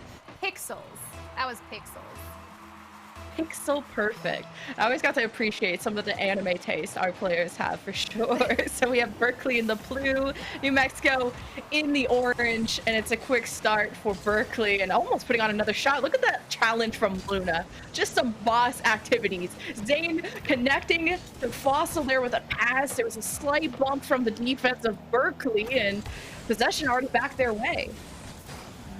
I saw some pretty low boost from, you're right, I'm going to take a little bit to get used to the names, but it was UNM. You know, they got to reset a little bit. They got to make sure they have all the fuel they need going into this. I like this aggression we're seeing from Berkeley, though, right? Like, they're just going to keep shots again and again and again, and eventually it's going to wear them down. I feel like the only reason we don't have a second goal is because Berkeley are missing. I feel like there were so many opportunities there. So really good defense from New Mexico. Now it's their time to shine, though. Fossil will dump it in, but it's in the hands of Dogswag. That's the enemy. And now you see UNM still trying to set it up, but this defense seems unstoppable. I think Berkeley have sent them away. And never mind. I mean, they're just going to let that one float in from half field there. I mean, this is a nice read from Fossil, right? Pass from the teammate. Nobody is there. They just couldn't get there in time. Looks like Berkeley actually was trying to commit too, and neither of them were fast enough. It's all about speed, violence, momentum. It comes to Rocket League. A little bit of Rocket everything. League's all about that violence. Well, if you fun fact for any new viewers to Rocket League, I know we have all kinds of esports today, but if you run your car fast enough into another car, it actually explodes just like in real life. And then you do respawn. Real life, it is a bit different. You don't get respawns in real life. But we have a 1-1 game. How exciting going into the second half. Eakley gets a demo, and you'll see that in the upper right, but Luna almost puts on the shot. Needed that to be centered out. Now everyone found out how to demo. Everyone is exploding left and right. Lemon, this was all you. You explained how a demo worked, and the players really just wanted to show it off for our viewers. That's all it takes. And if you can take that person out of commission, it just creates such a chaotic, structured environment. What a shot. Doc, though, a little too wide. Broken tried to rally it up, keep it going. Now Eakley got lost in the sauce there on that right wall. Goes right back to the defense of UNM. Doc Swag setting it up. Really, you want to deposit that in front of the net so someone in the midfield can take a shot. Luna to Broken. Oh, it's clinical. They're up 2-1. That was absolutely beautiful teamwork there. I mean, clinical is right. That pass, right? They just managed the block. I mean, that poetry in motion. I liked watching that. That is poetry. Yeah, I'm digging that. Oh, look at that cheat up off kickoff. Broken. Oh, he had the dribble, he had the carry, he was up in the air. Got slapped by Fossil. 2-1. You got 2 minutes left. So if you're UNM, you're chilling. Especially with Zane. Had a good carry, kind of setting up the offense. But you really needed someone on that left side a bit sooner because UNM started to lose their position, their control of the map. And now if this drops in front of the net, that's very scary. What a save by Zane. I can't believe that's not in. The nerves right there. That's a tense moment. They absolutely managed to hold it together. I'm noticing we're getting some of these softer shots, right? That's given both sides a little bit of time to get to the ball. But I feel like they are playing maybe just a little bit carefully, right? Berkeley doesn't want to give up their lead. New Mexico afraid to hand the ball over to them and get trapped in their own half again, constantly forced to play defense. Which, unfortunately, is what's happened right here. Doc Swag trying to make moves, but he loses it, and New Mexico's going to take back possession. Let's see if Fossil can It's close. I mean, it's not how many times you lose the ball or you fall on the ground. It's how many times you pick up the ball and do something with it. That is a long shot, Luna. You had me shaking in the boots a bit with how long it took you to save that, but 30 seconds remaining. UNM on the offense, they can tie it up, and Zane tried to cross over. Great defense from Luna. Fossil, though, has to make sure that Luna doesn't get a piece of it, but actually kind of recenters the ball into their own net, and now I would say that's a game one for Berkeley. It could be, but you never know. So we've seen more aggression from Berkeley. UNM forced to play on the defense, but this is Rocket League. 19 seconds is plenty of time to get the ball in the net twice. All right, it's It's battling time. I mean, it takes a miracle to get 2 goals in 15 seconds, but man, Berkeley are not letting up. Broken to Luna, drops. Oh, if only you had someone on the right side, that would have been perfect, but seeing Berkeley ahead, but that's only game 1, folks. Don't stress. Oh, maybe stress if they're going to keep scoring, but it means the series starts off Berkeley's way in this best of 7. We got a lot of Rocket League yet to go. That was really great to see, right? Berkeley's got to be feeling good about that. All of that aggression, forcing UNM over and over again onto the back foot, not really giving them a lot of opportunities. So I thought the teamwork was just really impressive. That, what was it? It was Broken to Luna, second goal? Or Luna to Broken. They connect like peanut butter and jelly. That's all that matters. I mean, I wasn't expecting kind of to see that level of Rocket League, as you pointed out. Like, passing plays are pretty difficult to accomplish if you think about the angles and your position and kind of the anticipation of that shot, and then trying to also redirect it towards the net. Like, these are all parts of an equation that need to line up the right way. And I've been, for off the gates, for Berkeley to already be pulling that off is really impressive. Yeah, and I also thought they seemed really cool under pressure, right? When they were making you sweat and taking a little too long to save the ball, right? They were cool, calm, and collected. They knew they had time to get there, and so not only was there aggression there, I think that they really, held it together mentally when they were defending to make sure that they were making opportunities for them later on in the match. Yeah, well, as a gamer, Renessa, tell me, when you start losing at any game, Rocket League or otherwise, what do you do? What do you say to yourself to pick yourself up? Or do you have like someone in your life, like a teammate that kind of has to do that for you? Or what's your mental regime? Oh my goodness. I think it depends on the environment I'm gaming, right? So live streaming, the chat is there to just listen to me complain about my teammates, and that makes me feel better. But when it comes to more professional sense, right? Like, back when I used to compete and right, your teammates, there's usually got to be someone who's level-headed and sort of just giving you a vibe check, right? Saying, okay, this didn't go how we wanted, but it's not over. So in Rocket League, it's a best of 7. They've got UNM have so many more chances. They're just gonna reset a little bit and say, okay, this is Berkeley's style, right? Like this is what we have to do to break it up. And you just gotta distance yourself from it a little bit and go, it's not over. It's no big deal. And it really isn't. This is only one game. Yeah, it's not over until, well, the best of 7 is over. We're going to take a short break so both our teams can talk to their coaches, figure out what's going down. It's the Run It Back Rocket League final, and we'll see you after this.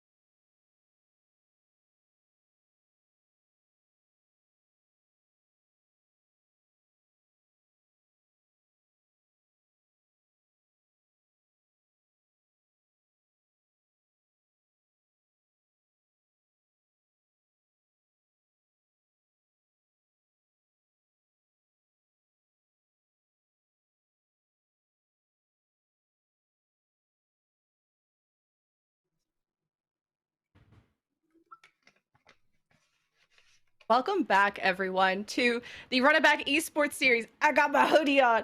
We got our Run It Back. It's, your cast are doing when you got to start matching clothes. And I mean, Vanessa already did an amazing job modeling it off, but here I am too. Yeah, there we go.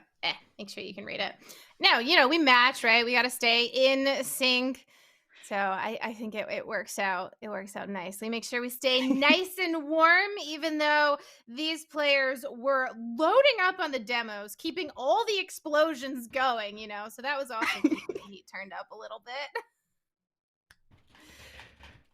Just letting the players know we are ready whenever. Game 1, by the way, if you guys all missed it at home, it was exciting. It was 3-1 for Berkeley.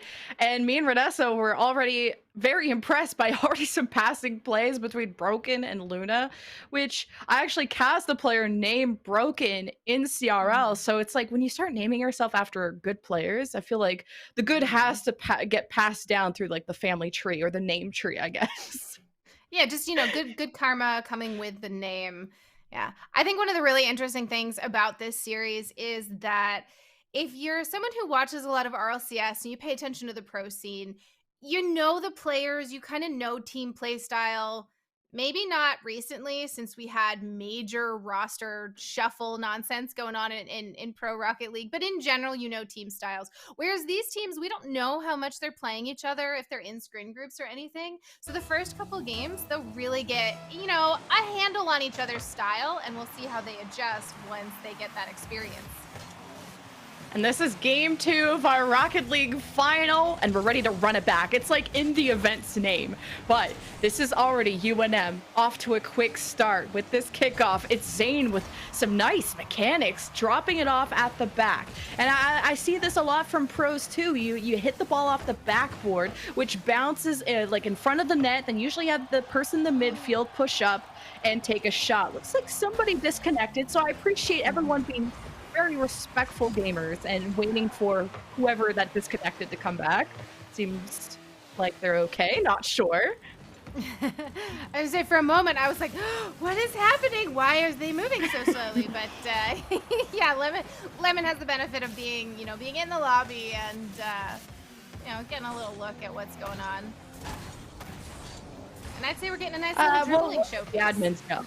But yeah, for now this is just a friendly match where everyone, I mean, we started to see people doing some Tokyo drifts, people practicing their flip resets, but it's somebody from Berkeley that needs to reset it. After they took game 1, I would say, yeah, they're good, but not beat the other team 2v3 good. You know?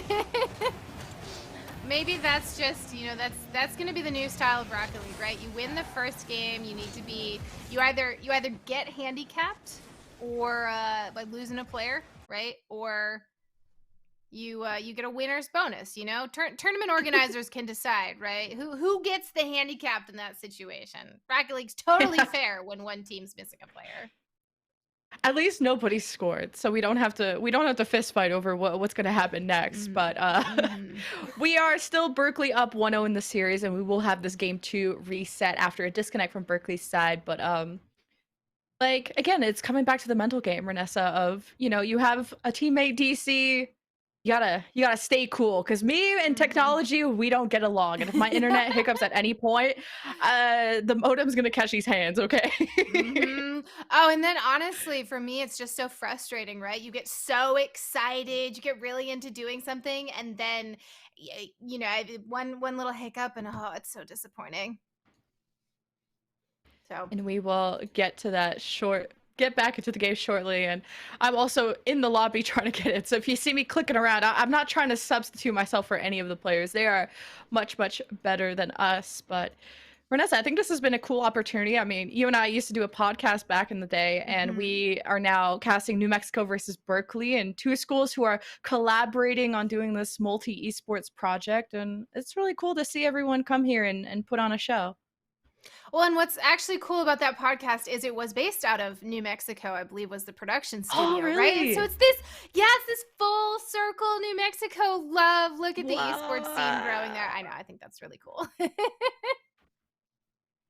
Yeah, I mean, I remember talking to Heather, and I mean, both people that were representing both UCB and UNM, and talking about how they're both universities working to support scholastic esports. So from K-12 to collegiate esports, their vision was to kind of expand the program, obviously within the company, but also to a national level, to create opportunities for students like beyond the collegiate level. Like we all know collegiate esports is popping off, and especially in Rocket League. You guys should definitely check out CRL on Wednesdays and Thursdays if you're into that. But for also opportunities for K to 12th grade. I mean, I remember being in high school. This is like a boomer moment, Renessa, but I don't remember there being like esports at all. You were like punished for gaming too much in high school.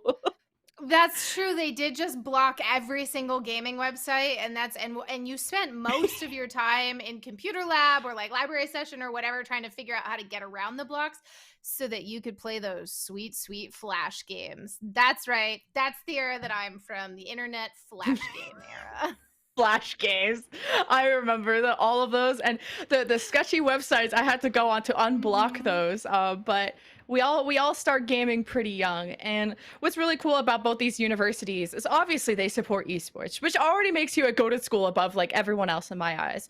But they also really care about diversity. I mean, I can only count on a handful of times that I've gotten to cast with another woman. So this has been really awesome. The fact that I asked both of us to do it. There's women behind the scenes working it, and other marginalized genders. So this has been and for a gaming industry to care about diversity means everyone can have an opportunity, and we'll be going into game 2 shortly to give an opportunity to maybe UNM to make a comeback.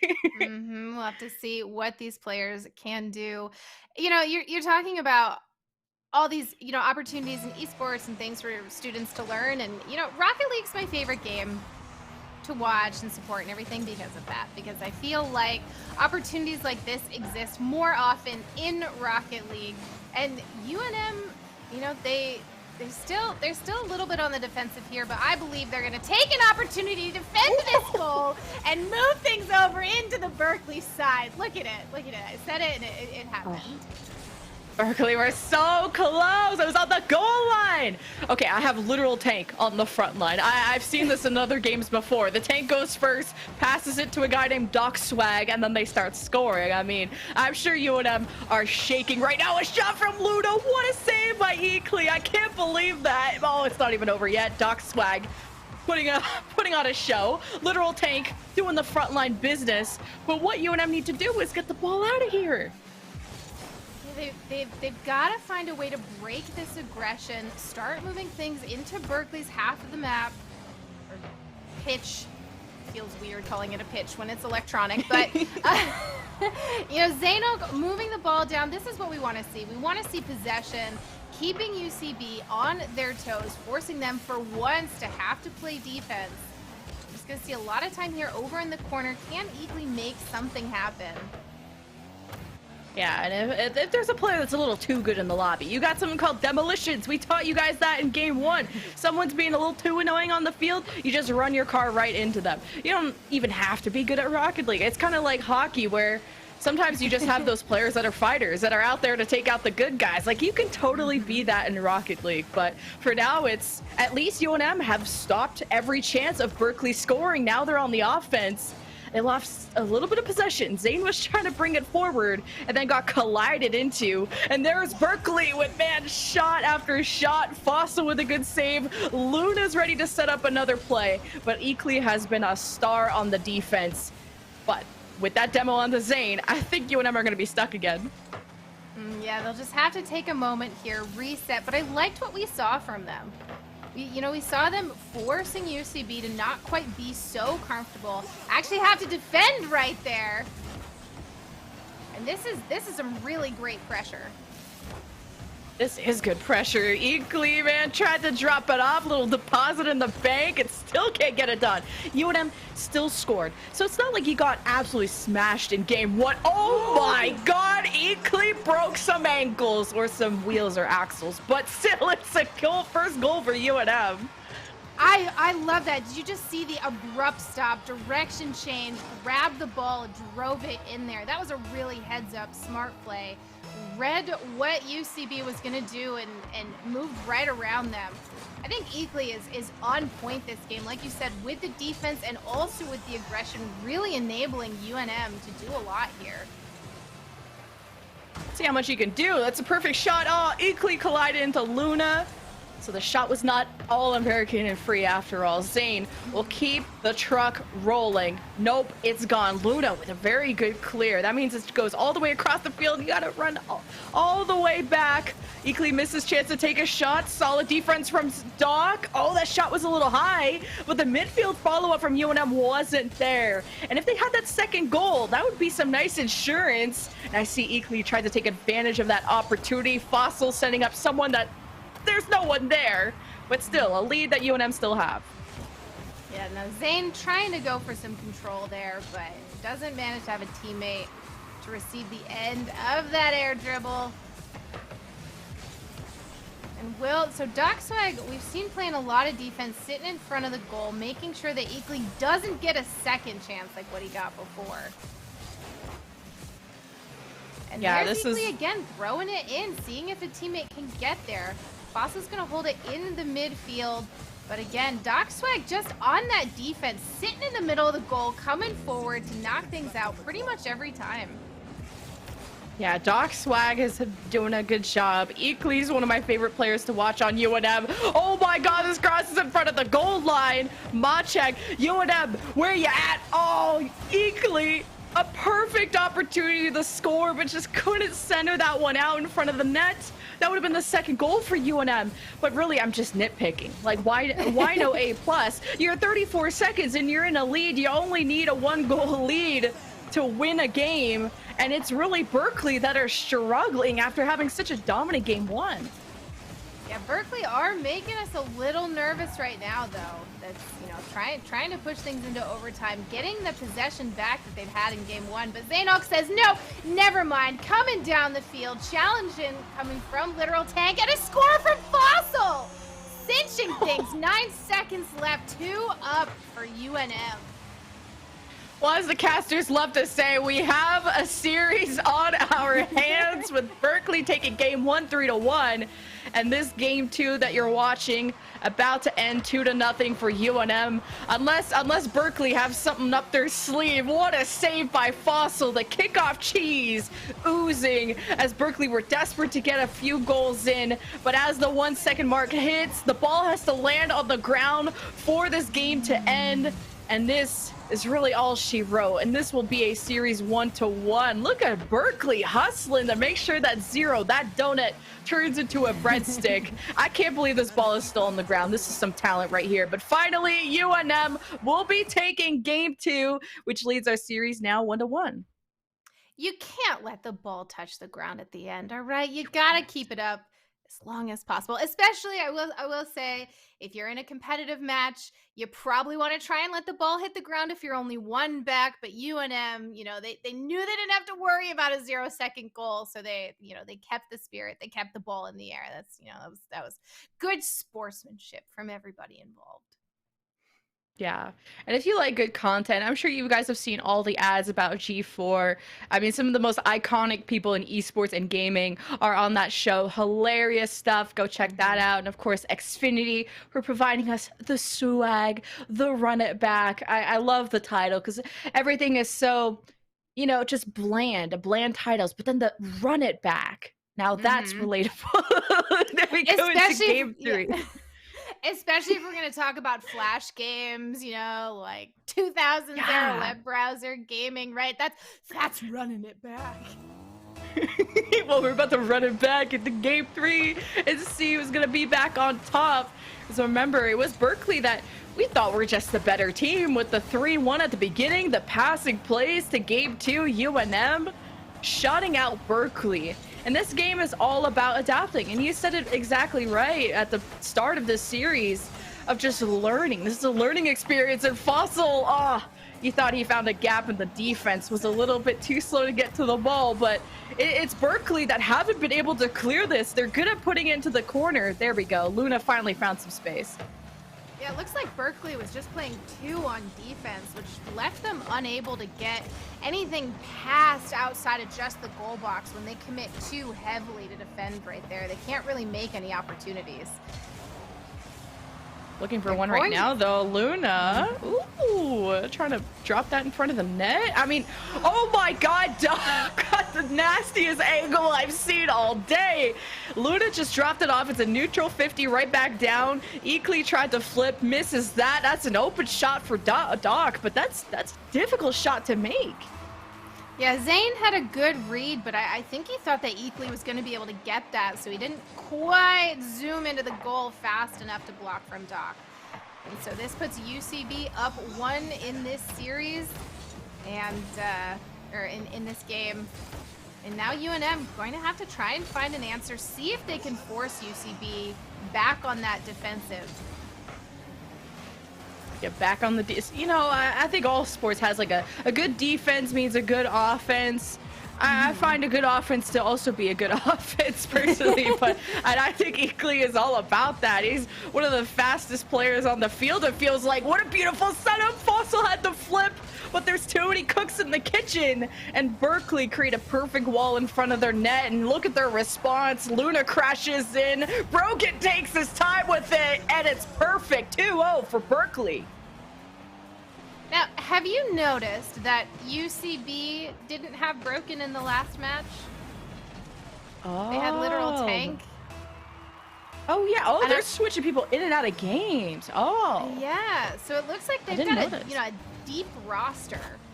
I mean, it might just be 4 players, but still, in esports, that's a deep roster because usually you don't have players swapping in and out very often. Yeah, it's kind of like, okay, I'm going to bring up another hockey reference. Okay, I'm sorry I'm Canadian, but you're just switching people out every 30 seconds, so they're always on their toes. They're already hype and excited and ready to go. So I've never seen a roster substitute that much, but clearly it's working for Berkeley, being up 2-0 with this early in the game. Still 3 minutes left. So if you're a New Mexico fan, you're so chilling right now, but you're back on the defense. And man, are Berkeley leveling up every time I watch them. Say Broken is bringing the aggression that UCB needs to keep New Mexico on the back foot. But, you know, here's New Mexico getting a couple soft shots in there, seeing what they can do, and we'll just have to wait and see if Eakley, turns that aggression back up. Gotta turn the aggression up, but sometimes the faster you play, the more aggressive you play, sometimes it just makes you prone to more mistakes. But then being too slow, then you're so easily readable by the opponent. So it's a good balance of really what you can handle as a player, and really any esport. That's kind of like the secret to gaming, is only pull off what you think you can do, because if you do too much, you can mess up sometimes. Well, the series is currently tied 1-1.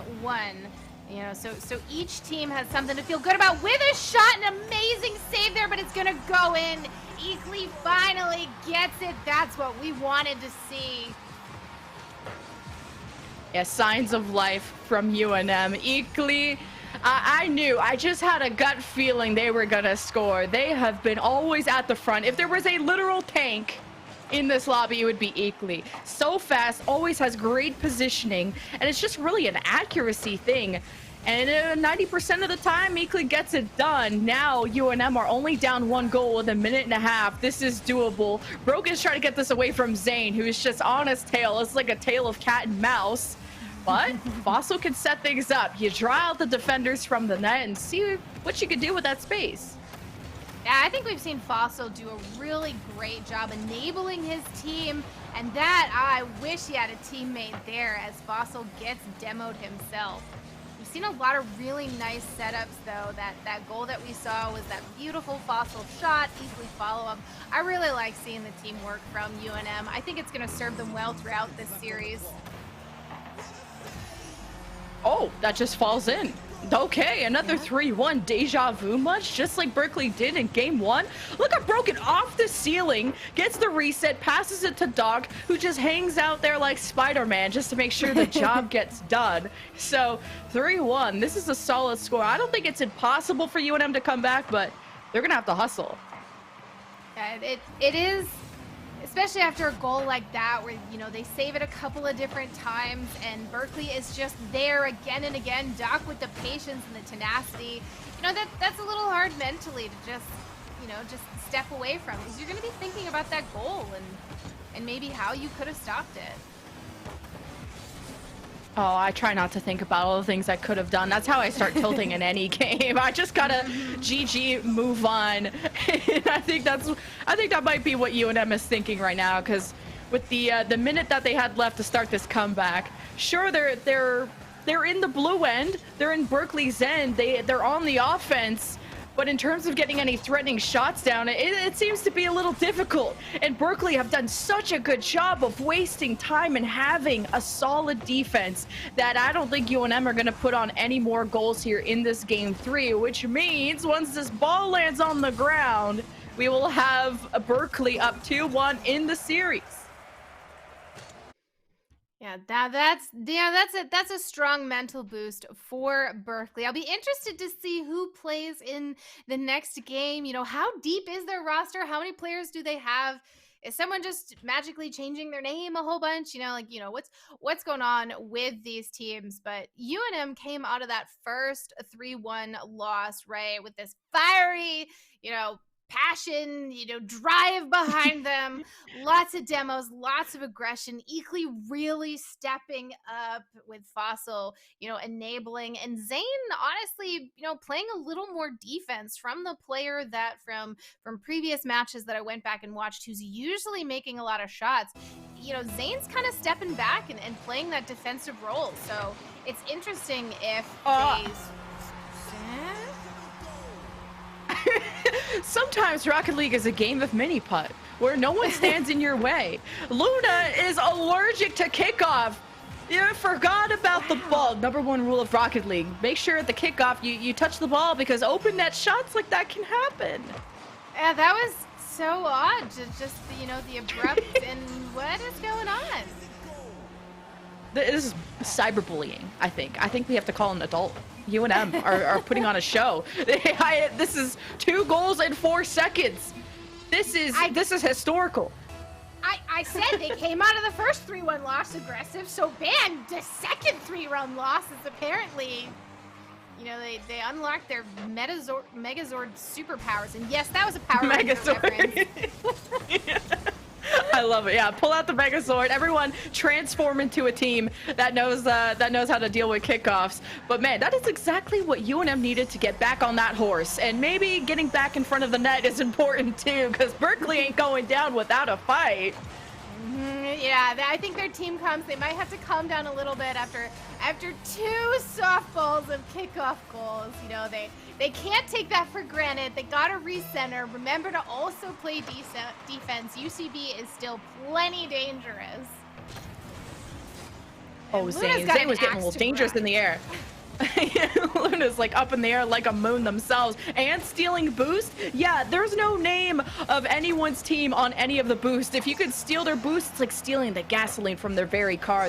Not that they completely stop moving, but they go turtle slow, and Broken is somehow keeping this play alive. Surely UNM get a clear. Yeah, they do. Luna, no boost here. Broken, also no boost. Not too much UCB can do until they, you know, manage to, hopefully a corner boost for them, right? These little pads aren't doing that much. And it, you know, for right now is maybe UNM's to play with.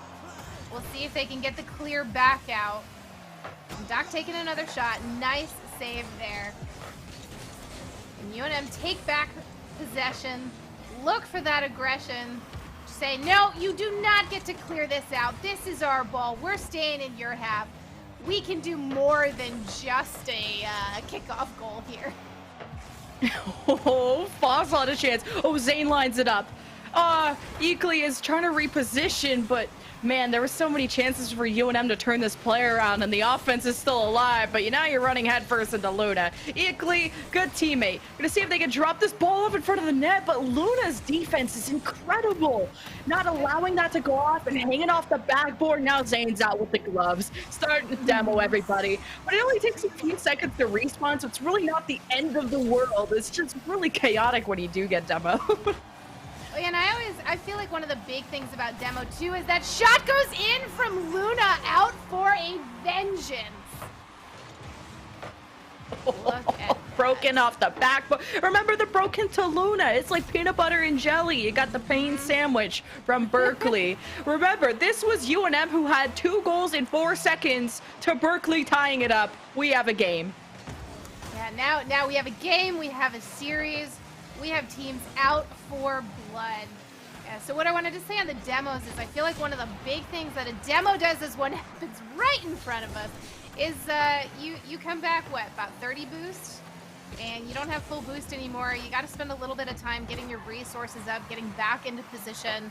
And, you know, that gives the other team the power play. It gives them some space on the map to keep starving you. And is that just going to be... That is not it.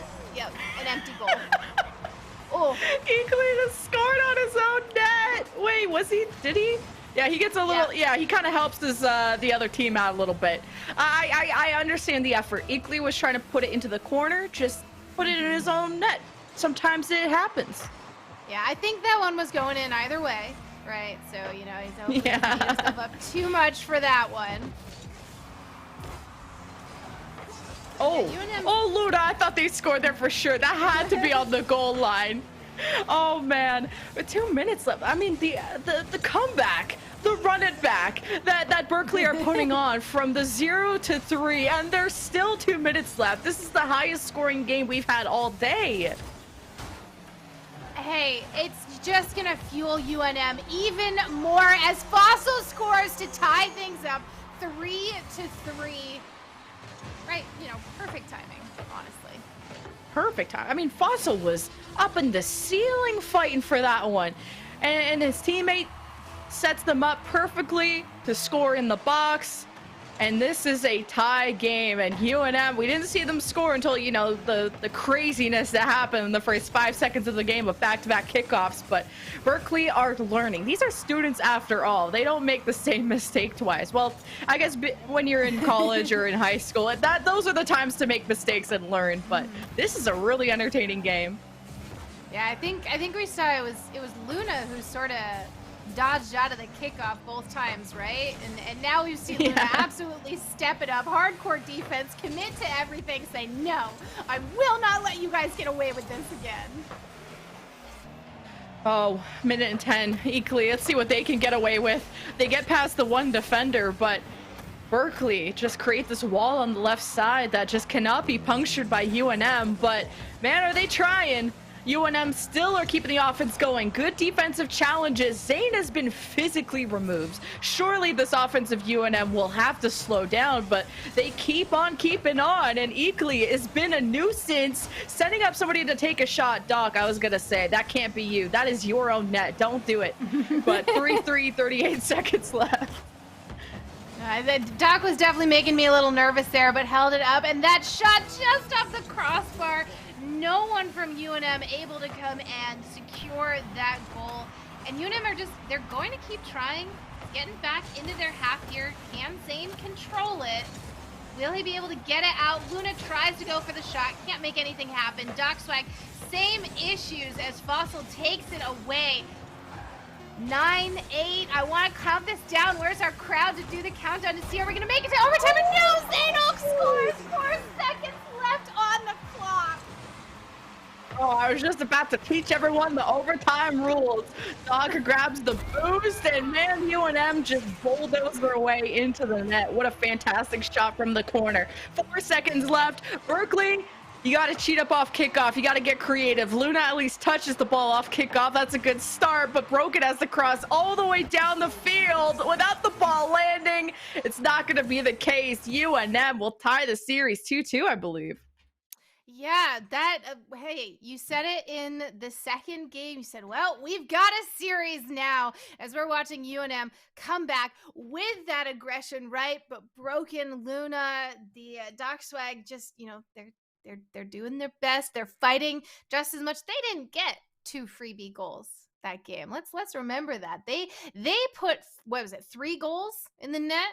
Right? All without a wonky kickoff. Not to take anything away from UNM, of course. You know, they deserved those goals, but that was a bit of a wild series. 7 goals total that game. That is crazy. We'll be going into, game 5. This is a first to 4, by the way. Lots of Rocket League around the corner, and this is as close as it will ever get. And although it sounds like these two teams are rivals, like, oh, they're gunning for each other, they're enemies on the field, they work together behind the scenes to create these awesome opportunities for students. So excited to see them hit the field again for game 5 between Berkeley and New Mexico. And it's already a Berkeley offensive start, or not, actually. I was going to say, it's not we're not going to have a goal in the first 10 seconds, right? And then all of a sudden it looked like they were going to knock it in. But defense holds, UCB having none of that this time around. Oh boy, Fossil being fancy in the air, but it's tough to have control of the ball, and let alone your own car while flying in the air. And that's the whole point for anyone new to Rocket League. That boost helps you fly in the air and get real creative with the ball, and especially try and get above those defenders, because if you can't score, it's usually you got to get more creative, try and bait them out of the net. Good challenge from Duck, because Fossil came in swinging towards that net. Now it's Berkeley on the defense, looking for a clear, which just means to get the ball cleared out of their zone. Zane gets baited, challenge averted. Now the ball's in the hands of New Mexico. We'll see what they can do. Yeah, Fossil sitting low on boost. Equally, all right, manages to get up to 100 now, so he can play around with this, get some good defense going, support his team. But here's Luna with the vengeance, trying to drop it down, hand it off to a teammate, but Doc not able to get the shot. But there's another shot from Broken, barely. What a save here from UNM, keeping it out of their goal.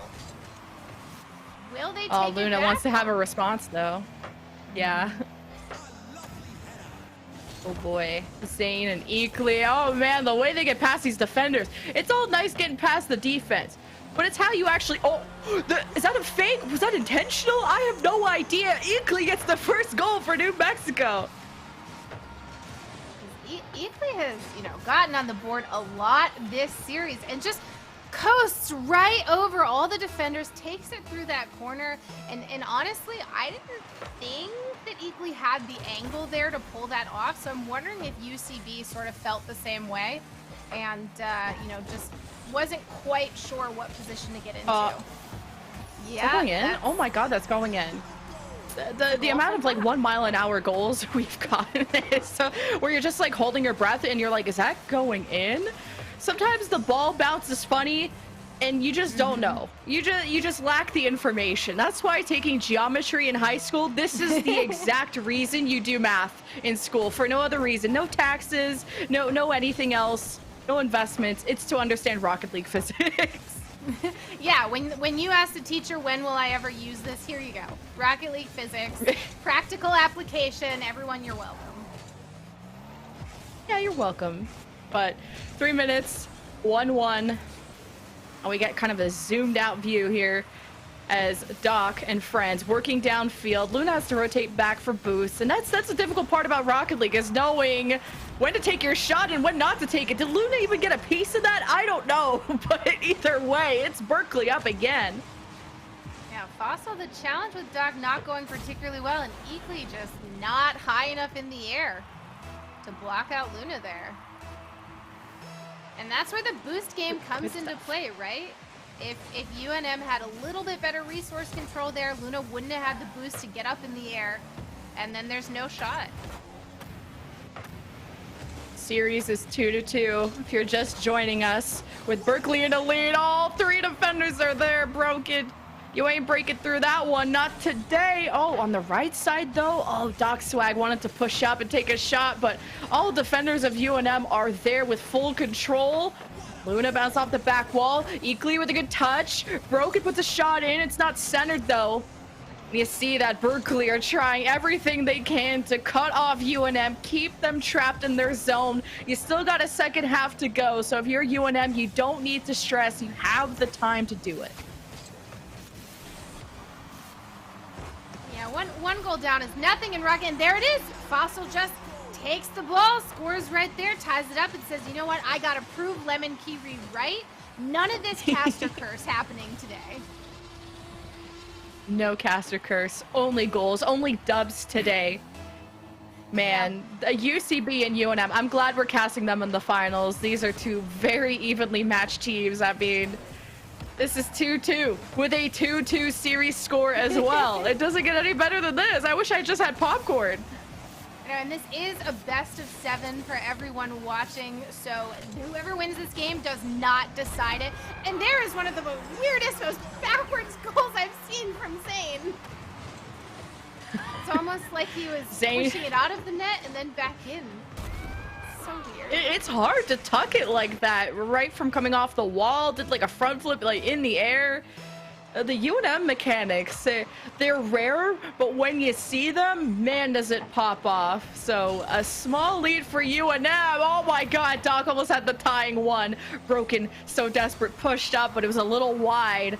And you see that Berkeley, they have the aggression in them, and you've pointed this out before. And here it comes again, Luna and Broken, the peanut butter sandwich. And then there's Doc that randomly scores sometimes too, but the midfield was left open by UNM, and you see how they could just have this in for free, but it's so important to always have a defensive member somewhere in the middle of the field to not just let these long cross shots make it in. Yeah, and so with that demo unbroken, you know, UNM had a little bit of an opportunity there. They couldn't quite capitalize on it, though, so purely just an annoyance. But, you know, here they are. Not quite any shots on goal, just enough to sort of keep UCB busy. Try and steal their boost. And then move it down the field. But, you know, really no luck here for UCB to make an aggressive move happen. Doc will start to clear, push it down the field. No, but there's Eakley, always ready to catch, but Luna, the arch enemy, not able to do anything here. We've got, you know, 1-1 down on the UCB side.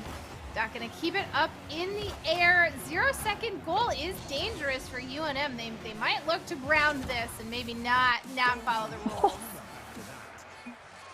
Fossil's so dirty with it, and you saw Berkeley just come and follow up with a play, and then Fossil's like, nope. And just slaps it on the ground. So UNM with that game 5, I know it. Something like that, but with the wheels. UNM with this game 5 win will be up 3-2 in the series. That means 1 game away from taking our Run It Back Rocket League championship. So I don't know. I got game 7 vibes, Vanessa. I don't know how you feel. These teams feel incredibly evenly matched. It felt like UCB was maybe, you know, they didn't quite have enough in the tank, running a little low on energy there, but I think the motivation, right? Life is on the line. This is the champion being decided potentially in this next game. I think they're going to come out swinging, and maybe we're going to get an overtime this time, because I want to see overtime from these teams and see how they do under that kind of pressure. Because for those who don't know, if the ball hits the ground at 0 seconds and the game is tied, it goes into infinite overtime. It just keeps going until someone scores. Oh yeah, I've been in those long overtimes before. It's stressful because you want to be at 200% hype all the time because it only takes 1 goal to win. But really, sometimes it can go for minutes and minutes. Like a whole new Rocket League game can happen in overtime. So we'll see if we make it up until that point. UNM on series point. It's UCB really playing from behind, and it's them on the defense. It's not really how they want to start off this game. The ball is left in the midfield. Quick pickup by UNM. It's off the backboard and bounces above both defenders, and Eakley gets it in. I mean, look at this. You want to talk about breaking ankles. This casual dribble, knock it down again, bounce in. Just like, you know what, Luna, you're not even in my way. You know what? That was a work of art. That was sassy. Honestly, that almost felt like sassy. I love that. So sassy of you. What? UNM, the sassiest on the field. Up 1-0 in the first minute. This was the team that scored twice in like 4 seconds. I don't think I've really ever seen that. And it was off kickoff, and I don't think they can get away with that. It'll have to be some actual skill that gets them through. Zane and Eakley approaching through the right side. You see all of UCB stacking in front of the net. They don't have a lot of space to work with, but it's going to make it difficult to cross that goal line when you just put all the cars in front like that. UNM, though, still haven't found that opportunity yet. Yeah, they're up by 1. They gotta feel pretty good about that goal. Maybe they just want to top it. They gotta push the sass meter higher. They have to see how fancy they can be. Yeah, up the sass meter. That's what I want to see. Yeah, make sure that all those hours freestyling, playing a Lecomere map, it's all got to be worth it. You got to show it all off. I'd love to see like both these teams in the CRL one day, and I've only casted 1 day of CRL, so if you're already in, that's my bad. Okay, but if you're not, I want to see you there because there's a lot of talent on these rosters. Look at Eakley. That's a great demo as UCB we're approaching on an offense. If you can catch any demos like that, you slow them down, you kind of reset the entire field. It's a good way to get the offense off your back. So Broken's now just looking for a clear, but Eakley is gatekeeping, girl bossing in the middle of the field, looking for any kind of shot towards the net. Can't find it. And there was a great demo on Luna there while they were trying to score on UCB. And we saw Broken and Doc still hold on to the defense, even down Luna, which I think is very impressive from UCB. They know that their tournament life is on the line here. Luna gets demoed again. I think Luna is just kind of the target for all of these. But they're holding it together. They're keeping that defense strong. We're not seeing the aggression over into UNM's side of the map that we would want to see. But, Broken grabs the ball off the crossbar, now driving it down, gonna look for a shot. Of course, gets blocked here from UNM, but maybe once the teammates catch up, they can take advantage of staying on this side of the map, control that corner boost. Luna going for the cross. Not quite enough. Broken tossing it in again, but Luna is back. Can't come and, pull off that peanut butter and jelly sandwich this time. Aw, making me hungry now. I just keep thinking about it. But Doc Swag had some cool opportunities to turn a play on its head. Like, just when you think the defense is going for a clear, and if you catch them in the midfield, you draw them out of the net, and that's where you can get some nice goals while they least expect it. But minutes later, we haven't seen a goal in such a long time. Good thing UNM didn't leave that ball centered out in front of the net. You always want to tuck it into those corners. You never know if you're going to have a random challenge from the opponent and then you lose control of the ball right in front of your net. That is a recipe for disaster. But UCB are still looking for their first goal this game. I think they've only been shut out once. It was what, in like game 2 or game 3 or something like that. And it's easy for them to tie. They just got to score. And I don't know why that's so difficult. Less than a minute left now. Man, talk about palms are sweaty over on the UCB side. 45 seconds to make something happen. Doc coming in Broken with the cross in the front. Luna to try, but it's just not enough here. UNM really coming together, making this happen. It's gonna happen in 30 seconds, whether you like it or not. The tying goal! Doc Swag, the doctor, the order is in, and it's tied. 27 seconds remaining with still a series point for UNM. But like I said, I got Game 7 vibes, and I still think that dream is real. I'm rooting for overtime vibes here, all right? We got people who don't normally watch Rocket League. This is a great opportunity to see a really cool game happen between these two teams, and I want to see that high-pressure overtime. With about 10 seconds left, it could happen. Oh, Fossil. Almost had the dangle there. Dangle, that's another hockey term for my hockey player producer to like. But he just needs to stop the ball right there, centered out, double commit from the defense, 0-second mark, and there it is, Vanessa. You have your overtime. All right, I'm happy the series can do whatever it wants now. We got to see an overtime. And this hasn't been, as you can see, a high-scoring game. Both the teams have been playing very heavy defense, doing a good job working together, getting the clears. A little more aggression from UNM this game, I will say. UCB has not quite been as aggressive. And will this be a goal? No! The save from Doc Swag, making sure this overtime is not over yet. They do not want to lose this series. They want to take this to a Game 7. I'm so stressed. UNM have gotten so close to scoring like 2 times in this 40 seconds already. And this is why overtime, it's not for where. No way, Doc Swag just gets an open net like that. I guess we're not capping. It is a game 7 between UCB and UNM. What a series we're having.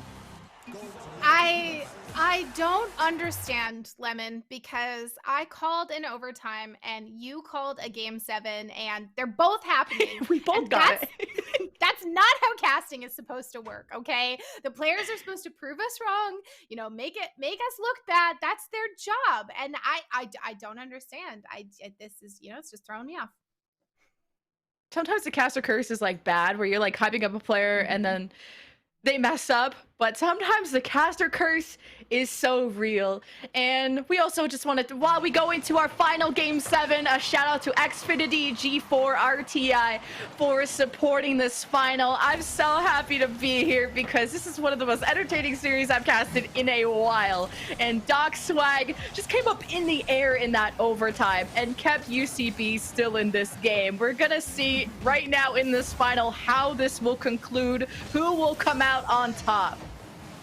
Yeah, and we do have to think about, you know, who are our MVP picks going to be. And as aggressive as Broken was and those goals that we saw early in this series, I think Doc Swag's consistency as these games go on, these players get tired, focus is harder to maintain. Goal from Luna. Wow. You know, Luna also, UCB all pretty impressive. Luna, always impressive. Sometimes they need the pattern broken, sometimes they're independent. And I like that about them. First, couple seconds of the game, and you have a score from UCB, already forcing the game 7, the comeback in overtime, the long shot from Broken from downtown. Yep, that's a good lead to have. I mean, 2-0 up after such a stressful game 6, everything on the line, and they hold it together. I think this is great from UCB. I want to see UNM run it back, give us that aggression, give us that control, fight for it in this game 7. Don't let UCB drive all over you like this. Don't let them demo you. Zainok better come back with a vengeance, you know, and put UNM onto the board. No, that's a hard one. Yeah, the ball just equally came a little too far out of the net. They didn't have someone there to challenge Luna, and by the time you realize what was happening, it was already too late. UCB, I mean, what a dominant showing in this game 7 already. It's only been 1 minute, and we have 3 goals. UNM, it's time to wake up. I've set an alarm clock for you. A wake-up call is ringing. It's time for you to show up. I mean, they can do it, right? We saw in game 5, we had a nice high-scoring game from both teams. We know UNM has it in them. We just have to see that aggression, you know, which is what they're doing right now. Zane trying to set something up in front of the goal. No one from the team there to help out, but Fossil again with the aggression, but there's the clear from UCB. It equally wants to come back in though. I mean, UNM is doing everything right here, keeping it in UCB's side of the map, constant shots, trying to make opportunities happen. Eventually one will stick. That's how statistics work, right? You try enough times, eventually one will go through. Eventually something will happen. Something will occur if you try. And that's why it's always good to try and never give up, or, you know, not try in the first place. And I've been impressed by some of Zane's mechanics. I think he just needs a little bit more boost. How is this not in? Okay, Equally had to get involved. Big Bro showing up. 3-1. UNM, at least, they're signs of life. Mm-hmm. I thought Broken was going to knock it in right there, honestly. I really was afraid Broken was about to own goal that. So, you know, good job on Equally to come in and you know, save Broken's ego a little bit by just, you know, making the goal. Make sure it's not an own goal. That's important. Don't own goal, because then you're just going to get made fun of. But I'm sure this is like a low stakes environment. Everyone is friends here. Like, I'm seeing compliments in the chat of like, nice goal. Maybe it's sarcasm. I'm not sure. I'll have to ask them after. But UNM with a shot. Fossil gets it in.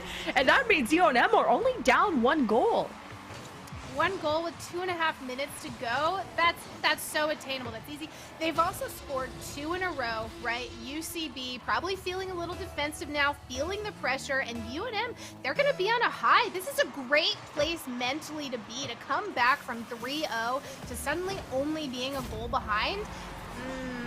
That one's a little rough, though. You know what? UCB didn't want to let UNM have that feel-good moment. Luna from all the way down the other side of the field, taking that goal.